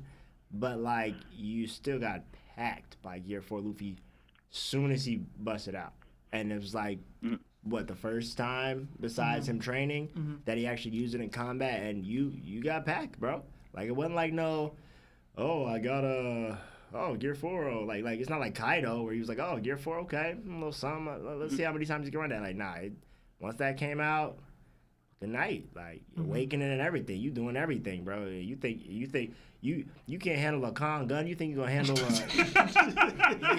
one of these to the back of the neck? I don't think so. So JT's entire premise of his thought process was Whitebeard is old and immobile, and Doflamingo can fly and can use a variety of things to attack Whitebeard, and that because Whitebeard is so old and sick and immobile, he was able to be hit and damaged by like fodder level Marines and stuff. Like, he's trying to make the case. Ultimately, it comes down to, can he take that shot from Whitebeard? Because he's not gonna not take it throughout the whole fight. Yeah, he gonna get hit. He gonna fold, bro. And and I love Doflamingo. I think he's one of the more durable people in the series. Yeah. He was able to fight through Gamma Knife after healing himself, or stitching his organs up. He's not going to be able to survive multiple shots from Whitebeard. And Whitebeard can hit him from range. I don't know where this thought process that he can't hit him from range is. He said that? Yeah, he was like, he can fly. Yeah. I'm like, bro, he hit 𝑎okiji from range. Yeah. 𝑎okiji was alive here. Bro, the man could flip the whole island upside down. The other piece of it is, as hard as Doflamingo, he hitting hard enough to take Whitebeard out? Put him down for the count? No, I haven't seen that. No way. I haven't seen that. Yeah. So JT said that like Whitebeard can't do like a lot of long range attacks while Dofi can. I'm just like, that really? I don't know, bro. What part of Earthquake is like really short range? You know what I mean? Like, it's all ranges, bro. And he affects other islands from afar away. So what are you talking about? Yeah. I think we all very confidently have one. You. No. Okay. Yeah. I was gonna say. Go ahead. Oh no, I was just gonna say. I think people are really underestimating like if Whitebeard really came to Marineford solo and it wasn't like a whole war situation, that whole island is done. Like it was already done. It was already cooked. But like, people realize like he did not also OD because he's got a lot of men on the field. Yeah. He's trying to. It's a rescue mission. If Whitebeard just said, you know what, I'm going to headquarters today, and I'm about to tear. It's looking tragic for the Marines. Like, he could have cooked that whole island. I'll say I think Doflamingo could do better than a lot of people seem to think. Yeah. I think it's still a mid diff though. Yeah. You know what I mean? Like with a chance at low. It's mid. With a chance at no, dude. But like, it's mid. There's stuff he can do. He can throw his awakening at him. He can. He can't control. I'm saying unless like Birdcage is really your only cop out, and then eventually you just got to get packed before that. The question is, what are the circumstances? Is it at Marineford?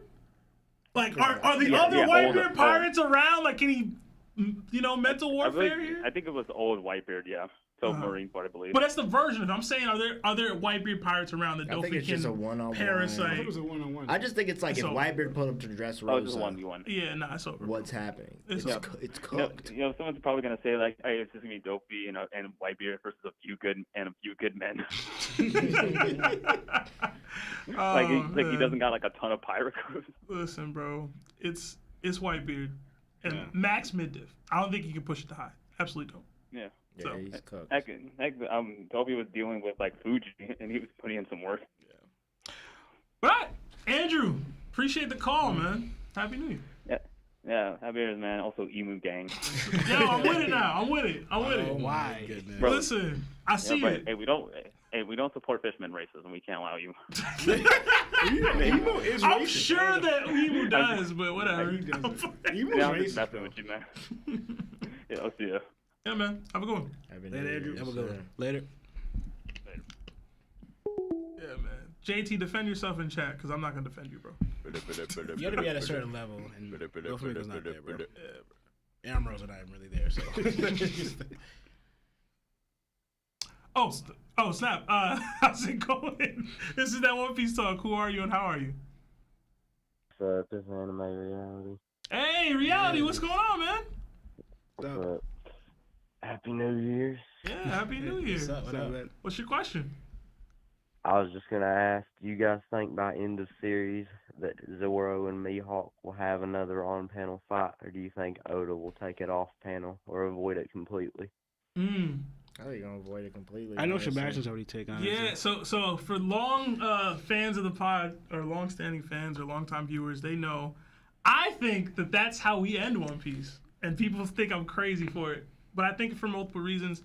I think a lot of the part of or the role of Zoro in the story, right, or the how do I say this, the trajectory his character has gone on is that of somebody who's placing his dreams on the back burner for others, right? Like he's doing this, he's valuing and prioritizing Luffy and the Straw Hat's dream over his. So I don't think that he becomes the world's strongest swordsman before Luffy becomes the Pirate King. And I know people think I'm crazy for that, but I see that. As soon as he bowed to Mihawk and asked him to train him, I thought this isn't the goal for him anymore. Exactly. It's a part of it. It's something he will accomplish. But in his mind, Luffy's goal is more important to him. So, that being said, I think Zoro versus Mihawk does happen, but it will be off panel. I think we get one clash from them, and this is how we end the series with Luffy watching on with Shanks, possibly Buggy now that Cross Guild exists, assuming Shanks doesn't make it to the end. And them putting a wager on who they think will win. Luffy betting on his man, Buggy potentially betting on his man, or Shanks betting on his man in Mihawk. So we will see them clash. They will split the sky. It will be the first time Zoro splits the sky in the series, and that's how we end the series with Luffy watching on as his best. I can't say best friend because you know it's him. So it's not. Yo, Luffy is Ussop is Luffy's best friend. That's not the point. Oh, really? That's not the point. Anyway. It's him watching on as his right hand takes on Mihawk to accomplish his goal. And another reason for that is it will never live up to the expectation that y'all have on it. It can't. It's been 20 plus years of build up. Oda's not that great a choreographer as far as fighting goes. Whatever we get from Zoro versus Mihawk, if we get it on panel, it'll never live up to that. Yeah, I don't think it's going to be on screen at all. So I just think it's going to be like, I agree with you. I definitely think it's going to be after Luffy becomes King of the Pirates. But I also kind of feel like we may, I guess it kind of feels like it's kind of based on how you feel One Piece is going to end. You know what I mean? Like what is going to be considered like how much more space we have after the end. You feel me? Like if there's a time skip or what have you. But yeah, I just don't think it's going to be on screen if it even is in the show. Like they may just really roll that out to a time skip and then like, oh, the world's strongest swordsman is Zoro and he's coming to get his homie Luffy trying to save him from execution. You know what I mean? Something like that. Like that's how I kind of see it. Like really. Okay. I always liked. Actually, I always did. But the only things I always question because what Luffy said and Zoro said that. But then again, but now how things are playing out now, it might happen that way. Because the only thing is, Luffy said. Remember when Zoro talked to Luffy about the world's greatest swordsman? Luffy said, well, pretty much, I think he said like, the Pirate King should have like the world's greatest swordsman or something like that, like on his side. I was expecting no less or something. Yeah. I was gonna bring that up too. Yeah, Zoro said that. So saying that, kind of implying that Zoro might become the world's greatest swordsman before Luffy becomes Pirate King. Luffy said like nothing less. Like if you're gonna be the world's greatest swordsman, the Pirate King should have that or something. I forgot what it was, the wording that Luffy said, but also Zoro saying that his name reaches the heavens. Yeah, like those two things are not accomplished. Again, I get what you're saying that Zoro's putting his dream above Luffy's, but I mean, yeah, putting Luffy's dream above his, but those two things are not accomplished. Like with him fighting Milk. Now, since the Gorosei involved and that guy, in a way, he's supposed to be like the warrior god or whatever, and he's a swordsman, and Zoro beats him. And the whole thing with Imu and how they view themselves, and them, in a way, going up to a higher level and fighting them. In a way, Zoro's right there fighting a guy that's supposed to be representing that if he beats him, in a way, his name is reaching the heavens. He's going to be world famous for taking down, fighting a celestial dragon and taking out one of them. So right there, that is accomplished if that happens before Mihawk. If that happens before Mihawk, then now it's like the guy who took out, one of Imu's 𝗲𝗄𝐪 people, when Fighter was going to, like, if it goes like that, I can see it more. But that's the only thing I think of. But again, I do agree, like, it's not Zoro's, the whole thing is not on Zoro, it's on Luffy. Like, the whole show's premise is on that. So, well, yeah. I was going to say the same thing what Sebastian, Lionel was saying, too, but also to add to it, right? Not necessarily saying it that way, but, like, for example, we've seen always a dynamic. Luffy defeats the opponent last, right? We see even on Wano, it's like they go to the numbers, but the last two people defeat the opponent. We even had like Zoro and Sanji defeat their opponents kind of relatively at the same time, but it was like Sanji first, then Zoro, then later on Luffy, right? So going with that presence, it's like, even with their dreams wise, I believe Luffy's not necessarily going to be the last person to achieve their dream, but the same way, because Zoro's dream is also a battle, right? For him to achieve it, he has to battle, right? So I'm thinking with that concept of how they always show that Luffy does it later, or after them, Zoro does it first, that Zoro's going to, like Lionel was saying, get his battle in with Mihawk, achieve that, but then that's only the one step where are the world's greatest swordsman. But he also said reach the heavens and become, because how I always see it, people say, and this is part of it, Luffy in a way is like Roger, right? Luffy's Roger, foreshadows Roger. I go yes and no though, but it's higher than that. Like you said, Luffy's supposed to be the greater Roger, the past Roger. He is, because he's Nika. So Roger, he was great in everything, but he wasn't Nika. So what I see is that the same way, like in Wano, and I bring this up so many times, we have Nika, they talk about in Wano, and then also who they parallel to Nika was Ryuma, right? They said that the only person that could rival each other, they mentioned they put in the same time, was Ryuma and Nika. I see that Zoro and Luffy don't necessarily foreshadow Roger and Rayleigh, they shadow Nika and Ryuma, right? They're the next generation's Nika, the next generation's, or this generation's Ryuma. So as in, they're going to become there, kind of being greater than everyone else. Because Ryuma was greater than everyone else, and Nika was greater than everyone else. So that's how I see Luffy and Zoro being that level, that, the God Blade and the Sun God. The two, they acquire those titles above everyone else to achieve this whole thing. So that's how I see it, that's where it's going to go. The difference between, I'm going to be more than Roger and Rayleigh. But can we organically get to that point in the story? You know what I mean? Like, organically. Like, what...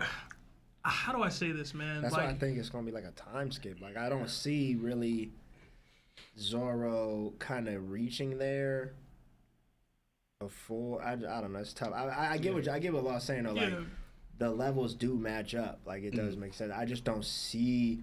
I just think Zoro, even now, it's like, I still feel like he's pretty far behind. He's pretty solidly far behind. So it's kind of like. Yeah. Like, when do y'all, if y'all think it takes place on panel, right, in the series, right, like, is going to happen the next arc, like on 𝗷𝐼 when they, or whatever, like, is it going to happen there? I guess the final. Is Zoro ready for that? Y'all think he could beat Mihawk with whatever power up he potentially gets on Egghead? The only thing, like, I don't see that. Milos talked about this. The only way, to me, I think they should have it. That Zoro fights Mihawk when he gets. I already told you when he gets the 12th level, 12th Supreme Curse Blade. Because again, I was talking about, and after Zoro's greatest. If Zoro gets 2 blades that are 12, like 1 to 12, making it like maybe a 13 or 14, that's something that nobody else accomplished. Nobody has carried 2 12 Supreme Blades before. One of them of each. Only person had one. And now Zoro conquers and turns them black. Yeah. That's adding to his greatness, besides beating the 𝗲𝗄𝐪 guy and besides beating Mihawk. I think all those should play in. Again, that's just me. I would rather him fight all the guys with the swords that are led, like that are top tier, and then come to Mihawk. Yeah. Like, yo, I've earned it in Mama. There's nobody else. There's no one else I can fight after you that's worthy of this. So, but that again, that's how I've always focused on it. Because it's like, I beat Mihawk, and now I'm the world's strongest swordsman, but I'm going to go fight this other swordsman that's always existed, that somehow, some way going to be a bigger problem for me than Mihawk was. But that doesn't ring for me. But I get you. But think of worst a little bit. And you know what I'm talking about. It's funny 'cause I thought about this. Yeah, I knew you thought about it. You know what I'm talking about? Shugo and Bushisko. Yeah. But also, too, this is someone that Mihawk has never battled, right? And this goes into the title of, like, all right, the world's greatest swordsman is higher. It's basically, that's what I said before. I linked Ryuma and Zoro, right? Mm-hmm. Is that Ryuma becoming king is basically him becoming the world's greatest swordsman. Yeah. Right? He got the title of king. Ryuma, in a way, holds the title of king of swordsman.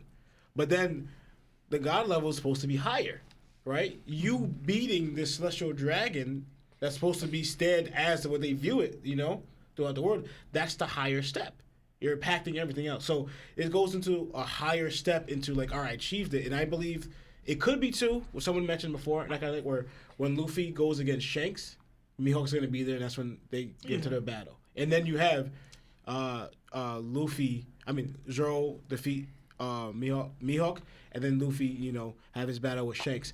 The reason I'm saying is, like, also, too, the reason why I don't forget the time skip, but we saw how fast they progressed on Wano. Mm-hmm. I think that's going to be a precedent now.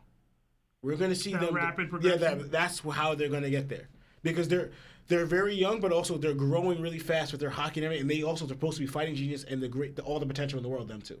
Mm-hmm. So how fast they're going, developing on Wano, like those power-ups and those, that's how we're going to start seeing them go. I just don't think Zoro will have the resume to deserve a shot. Now, right now, I don't think he thinks that right now. But what do you think, man? I'm sorry, we had you hold it for that. What do you think? No, you're good. I think pretty much either one of the same things that you guys said. I either think it'll be one clash, and then they'll just cut to black at the end of the series, or I think that somehow the Gandhi Gorosei member, I can't think of his name right now, he'll end up defeating Mihawk or killing Mihawk in some way, even if it's not like 1 versus 1. Zoro will hear about it, and then in the final war, Zoro will end up beating him. Okay. I've heard the Mihawk doesn't survive and Zoro has to fight a different person thing before. It was mostly Shiryu focused, which I always hated. That's disgusting. I always hated that. The Gorosei one's a little different. I still wouldn't like it. Yeah, I wouldn't like it, but I could see it though. But like, it's better than Shiryu. Like, if one's gonna happen, I'd rather that than Shiryu. But I prefer. I can see a situation where they clap. Like you talked about, like if they're having this Davy back fight or whatever, and Mihawk and Zoro fight. I can see a situation where they fight and then it gets interrupted and they have to re-up again later. Yeah. I can see that. I just can't see the completion of that fight. Like I don't think we get that, which was a little rough, right? The catharsis in me wants to see it, but like I don't know how we get to that organically. And like, yo, we hear Zoro had this extremely not relevant to the plot fight that took place that he put his all in, and like the Straw Hats were doing whatever they were doing while it was happening. It would just have to be somebody that like it would probably have to be somebody that we would know is like either right under Mihawk or the same level. You know what I'm saying? And I can only and then I don't even believe this myself. I can only think about Figurine like a Garland or something. Yeah, like I can only think about Garland maybe like being the big obstacle, and then it's like, oh, you just jumped a couple steps because you defeated Garland, and Garland fought. We found out Garland and Mihawk scrapped. To me, again, does Zoro think what he's accomplished to this point is worthy of challenging Mihawk? That's the thing, because it's not a Mihawk. All right, I think you're ready. Let's fight now. It's Zoro has to think, yo, I'm ready. What I've done to this point is worthy to try to do that. And I think Zoro holds Mihawk of a higher regard than anybody. I get that, but the only thing is beating King ain't doing that, bro. I get that, but lest that change for Zoro, because Zoro wasn't like that in the beginning. Mihawk even said, you should know that you're not. But now he knows. And he's seen it firsthand for 2 years what level it needs to be. Right? So... And this is where I go into, that was my problem with, too. I mean, I was not thinking here like that heavy to the future, but that's because the main problem is that Zoro just left Mihawk. Yeah. It's like, you a little bit, and then you go take for the title, and that's the whole problem now that we have here. But so, like, for example, we have 3 swordsmen we could kind of name, is after, like, takes out these ones. One is relatively new, right? Let's go. I'm not throw Shiryu there, and I don't like putting him after, but like the one that got away, Vista, you know. But to me, I don't think Vista should be on this category or low. But that's someone that apparently Mihawk didn't fully said Vista. I know. I don't hold Vista to that level at all. People know I don't, right? But like he's still somewhere, you know. But another swordsman. But like we get just giving Zoro anyway comp to fight, but then there's also the Seraphim. Yeah. Right. Fully grown, more matured, because they should be going rapidly too. But even if we take out Vista, because to me, at this point, Zoro should just, get through Vista. But Shiryu could be a valid opponent, and the Seraphim. But to me, that's, like you said, he just left Mihawk. You need a little more in there, because Mihawk's supposed to be, this level. You're not adding Fujitora in it, or the 99 Nights people either? Actually, 99 Nights. The guy's not, listen. I feel like that's in the Great War. If you want the resume to get the world's strongest swordsman stamp, or the willingness for like I want it to be like, yo, you know how they were like, yo, we're calling Luffy the next Yonko or whatever? Yeah. Like, let me start hearing, yo, this dude might be the world's strongest swordsman over Mihawk. Like, let's get to that point. Where those rumblings are happening before Zoro out here even challenging the guy. Yeah. Okay. And I know we slander Mihawk a lot on this pod, because it's fun. But at the end of the day, this is Zoro's goal. Like, I don't like shoehorning it in because we want to see it. No. Like, it needs to make narrative sense, bro. Like, right. Beat an admiral. Beat that Gorosei member, a God's Knight. One of these Seraphim. Like, do those things and walk up to it and say, I've earned this. Fujitora, to me, the God Knights and the Gorosei, that's the later battle. Right? To me, that should be after Mihawk, because I believe that's the fight after Luffy becomes the world's great. Because Luffy becomes Pirate King. Okay, that's fair. Because that's where _𝐸 is going to be. When they fight _𝐸, that's where they're going to be fighting the Garlings. My headcanon. But the Fujitora, if that's something the way Fujitora is going, I don't know if he's a real Straw Hat opponent now. Because you guys kind of seem to be on the same side, so to speak. Yeah. And that's what I don't like. But to me, that would be a good candidate. Like Shiryu and Fujitora would be. But Shiryu is obviously going to be one. But Fujitora, you out here like smiling at Luffy, and do y'all view each other as enemies? Wouldn't you come against Fujitora? That's something you're going to try to capture. You're avoiding capturing them now. Fight and beat Green Bull then. It don't need to be Fujitora, but an admiral, get that stamp, because that's something Mihawk hasn't done. Like, you know what I mean? Yeah. To my knowledge, Mihawk never fought and defeated an admiral. Yeah. So if Zoro does that, them rumblings might start up. Like, yo, this dude is a swordsman. He just beat an admiral. Mihawk can't do that. Hey, I don't know, man. But hey, I appreciate the call. I know we had you waiting for a while, but that was an interesting question. Got me activated. Appreciate it. Yeah, man. Have a nice New Year, bro. You too. Have a good one, bro. Thank you for coming. Boy's so mellow. He's just chilling.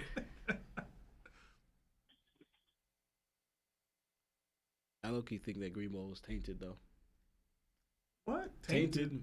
Like a win versus Green Bull? Is it? I don't. Come on, It's tainted to me now, man. How's it going? This is that One Piece talk. Who are you and how are you? Hello? Hello? Moj. How's it going? This is that One Piece talk. Who are you and how are you? Yeah, this is Anthony. Hey, what's up, bro? Right, okay, I'm gonna be real. I was playing Fortnite earlier with the cousins, so I don't know what you're talking about. So, listen, you call whatever you want to talk about. Yeah, it's up, bro.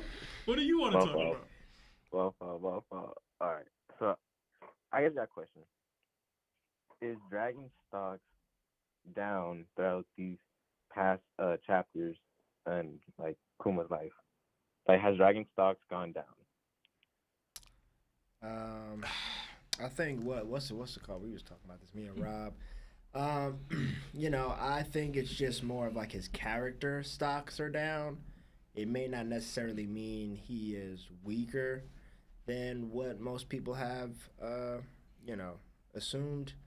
I know me and Rob kind of talked about. I mean, I think his character points are down because, obviously it's like. We know you're not like your son and your grandfather, but we didn't know you was this different to where that if there was someone who did need your help that you really cared about, even if it was end game kind of a level scenario you put yourself in, you still didn't go. You know what I mean? And we know that, like, Shonen Showdown will say, well, you can't just, skip to the last chapter and da-da-da-da, Dragon didn't have what it needed. All that sounds good and all, but never stopped any of his other family members or even the other pirates who felt like, I still have to go in there and do the right thing for someone I care about. Mm-hmm. So I just think it's more of like character points. I don't necessarily think it makes him necessarily weaker. Right. But I know for me, I was like, I don't know, Dragon. That's not really. I can't really rock, man. Yeah. That's a little. Yeah, for me, and it's like similar to what Sunday just said, and I said this in the Discord recently. Like, Dragon, I just don't vibe with that character type, right? Where it's like, yo, I'm cold, like meticulous and calculated, and it's like, I'm willing to make these sacrifices for the greater good, right? Mm-hmm. I don't care for that too much. There's a reason why I vibe with Luffy so much. He's not making sacrifices for the greater good. He's doing the stuff for the people he cares about, period. Mm-hmm. So, like, I get the Dragon stuff. So as far as, like, the stocks, I don't think they've moved at all. I just know what he's like now more than I ever did before. So if it stocks in, like, what I prefer in a character, whether I would be excited to see him, sure. But, like, I'm still excited to see what he does in the story. You know what I mean? I just don't care as much as I did, like, as far as the mystery was there. So I think that lure of mystery was shadowing, like, a character that I guess I probably always knew I wasn't going to vibe with too much. Right. But now that it's gone, it's like, all right, cool. So on some level, I think the stocks are down. But the stocks are up because he's going to do something, right? Like, they're up in the sense of, like, we're going to see more of him acting and more of his character, more of what his thought processes are. So, I mean, I don't know if that answered your question. I guess I kind of hedged, but overall, I'd say the stocks are up overall. They're up. To me, how I see it, because I get what you and Sunday's both said, but to me, what that means now, to me, this will tailor to how his stocks look. To me, he was put in a position where now he has to show out. He has to do something big, right, to make up for, like, what you didn't act for or the sacrifice you make. To me, is how I look at it. It's the same example of when I found out that Odin was dancing for 5 years. Uh-huh. Mm-hmm. There had to be a good reason, because to me, I was like, no, I refuse to accept it. I was like, to me, you saw your wife with a bullet wound or an arrow wound in her, right? And you realized all was going on behind your back. And you stormed the castle. And then you start dancing for 5 years. I was like, I got to find out the reason why. Like, for Dragon's situation, you see what Kuma was going through. You see what, like, you're not riding for her spinning block for Jenny. Like, to me, it makes, when you do move, what you're holding back for has to commute to why you didn't act. The same with Odin. When I heard the reason why Odin did it, I can see it. Still wouldn't be the answer I would have went to, but I understood it now. The same with Dragon. I'm not going to agree with your choice, but it has to make sense to me. Like, all right, I can see from your perspective why you did it. But then when you move, like when Odin moved, it was big. Everything on the line, when he sacrificed the boiling, all that was huge. Dragon's in a position where he has to show out like that. When he moves, it has to be big, and he has to, like, do everything. He has to show out strength-wise, like Odin did, and put everything on the line to when you move is actually be huge. That's how I see it. That's real. Mm. How about you? You buying Dragon stocks or you selling? What's up? Man, I'm selling them, Joe. He hit the sell button, bro. I'm like, hey, man, $10 a piece. Get them out of here. I don't Because honestly, like, okay, so on the real, like, for me, how I see Dragon is like he's a person that will give advice to people but won't use it for himself. That makes sense. And then I was like, I don't know, bro. Like the thing that he said to Kuma was, no, nothing to Kuma. What Dragon said to Kuma was like, live the decision with no regret. And then same thing with, and I also think about what Vegapunk says to Dragon, where he's like, there's a certain like amount of good people that's in the world government and in the Navy. And I feel like just Dragon just like brushed that off. It's like, like I don't care. Like I didn't like, he just brushed it off, and Vegapunk's like, I feel you on you trying to like how he's trying to get Vegapunk to get like just to fund him and all the weapons and stuff, but like he still didn't like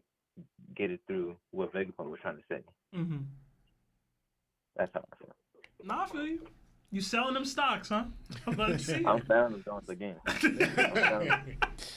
I hope you bought low. Also, before I go, 𝐓𝐴𝐚𝐬 game. All about Whitebeard game. Listen, man, you can't be selling dragon stocks and saying 𝐓𝐴𝐚𝐬 game. It's one or the other. All right, you gotta buy the emu stocks while they low, right? Like they low right now a little bit. They might be on the rise, but they still low. You should not be buying. Then you flip it. See, y'all don't invest right. Oh, I gotta learn the game more. All right. Well, I appreciate the call, Anthony. Have a have a happy New Year. Yeah, thank you. Yeah, happy New Year too. Thank you. Have a good night. You too. All right, we got time for one more call. We'll try to make it quick. I got a couple super chats to read. So. Last call, y'all. Hey, how's it going? This is that One Piece Talk. Who are you and how are you? Yo, what's up? It's 𝗪𝗲𝘁𝗪𝙢 Styler. Hey, how's it going, man? Hey, what's up? How you doing? Yeah, how you doing? You good? I'm good, man. I'm good. I'm tired. I'm hungry. I'm still hungover. I'm not gonna. I'm playing. Bruh. So, yeah, it's my first time calling. So, I'm from Switzerland. Yeah. Switzerland! Wow. Oh my God! Let's go. Okay. That's awesome, man. I'm super happy for your first call. Yeah. Shoot. Yeah, man. I made it. Great to have What's up? What's your question? So, my question was, what's your favorite best scene, like show no action? Like show don't tell scene in the One Piece scene. Show don't tell. Okay. It's for me, it's Luffy telling Usopp to shoot the flag because Robin basically needed like for Luffy to prove to her that he didn't care about her past and like it didn't matter what she had went through. They would be willing to go to war with anybody, even this big bad world government figure that was looming over her. As soon as he even remotely got a whiff, he said, "Yo, Usopp, well, Soga King, shoot that flag." And the fact that Usopp was just down to do it without hesitation, him being the punk that he is, I think that I don't know that there is a better representation of show and not tell in the series, because he could have said all day like, "Oh, we'll fight for you, we'll do this for you, we'll do this." She had to visually see them do that for her to believe, and they did it, and it wasn't like scripted, like it wasn't even planned, it wasn't anything. It was instinctive for Luffy to do that. So to me, it's shoot that flag. I don't know about y'all if y'all have one, but that's the one. That's a really good. That's question. a really great question, honestly. That's a good one. That's a good one, actually. Yeah. Yeah, I guess like I'm trying to like think of other instances like that. I just having trouble like trying to really grasp like a show not tell situation. So we're talking about things that where it was just like actions that just kind of happened. Yeah. We're talking about just actions, like something is happening and nobody said anything, and it's just showing something. And this one comes to me because it's just like the most recent one. I feel like that's kind of fresh for me. I think just Luffy walking past Big Mom and Kaido on the roof to check up on the samurai. I felt like that. I felt 10-15 in general is one of my favorite episodes, and I just kind of felt like him busting through the roof, seeing everybody up there and seeing his homies hurt and just paid them no mind. Yeah. Walked right past them and then, proceeded to just, tell Law, take him downstairs and hit Kaido with a red rock. I was like, yeah, that's pretty. But I do specifically just really like him walking right past them and like, Kinemon's like, please, brother, we need you again. And he's like, I got you. Don't even trip. I got another one right now. I got another one. It's more like I think I have one. What is it? It's pretty much. But I think nothing happened with Zolo. Like we already know, like the Straw Hats are mostly Zolo. How loyalty Zolo was to Luffy. Like ever since he cried and said pretty much like, "Is that right with you, Captain?" Like Zolo's been loyal to Luffy like ever since then. Like but and it's also really good because Luffy didn't know that what Zoro went through and how long, like 2 actions with Mihawk, like, training with Mihawk. Maybe you might know it now because Zoro, Luffy asked Zoro what he got shipped off to. But that moment, Zoro showed his loyalty to Luffy, as in, I'm willing to risk my dream and my life for Luffy. Right. Like, and Luffy already knows his crew is loyal, but Luffy not knowing what Zoro went through, and like Zoro even says nothing happened, and even Sanji kept that away from the crew. So like that to me was a good show no tell, because we already know the crew's loyal, especially Zoro. But Zoro really, and I loved it too that Zoro even said before, like that if Luffy ever cut into my dream, I'll cut you down right there. Yeah. But now it's like Zoro's willing to risk his life for Luffy, like he threw his dream out the window, saying that Luffy will become Pirate King. Showing his like that thing I had before about my dream. Now I'm riding with you down to the end, to the Luffy, and like again, and I thought that was a good show note because again, Luffy probably knows that it changed, but he didn't know what Zoro went through for Luffy's to show his loyalty. So I'll say that that's the only one I can think of right now. There's other ones, but yeah, there's other ones too. I got one. It's kind of small, but I appreciate it because I didn't notice until like I was watching it later on. And there's 2 instances where like how much Luffy trusts like certain people, especially his Nakama, right? Because that was interesting. Back in Whole Cake, so I'm gonna bring up 2. Back at Whole Cake, Luffy goes in there to try to save Sanji or get Sanji back, right? And this is right after Luffy defeats Dogtooth, right? And then Peekums comes, and remember Luffy's exhausted at this point, but Peekums comes and starts carrying him out through the mirror and all that stuff like that, right? Luffy is awake. Right? He's awake and stuff like that, right? But notice, as soon as Sanji comes, and now he's no longer in Pika's hands, and he's in Sanji's hands, he falls asleep, right? Tying that to later on, right? You see enemy territory, like you like it, but you trust Sanji so much. Then later on, we see on Wano, where they're literally fighting 2 emperors, Big Mom and Kaido. And Luffy says, he's sleeping, he just says, a minute, and then he goes to sleep, knowing that Zoro is there with him. So showing that, like, I'm willing to sleep in enemy territory fighting strongest people in the world. But as long as my Nakama are there, I'll be all right. I can sleep. Yeah. I think Oden carrying the Scabbards is another really great one. Luffy punching Charlos is another great one. Do you have one? Yeah, I have one actually. It's one earlier when I watched One Piece when I was younger. This scene I didn't understand why it was pre-time skip, where in Jaya, where Bellamy he punched Luffy, and Luffy tells Zoro, "Don't fight back."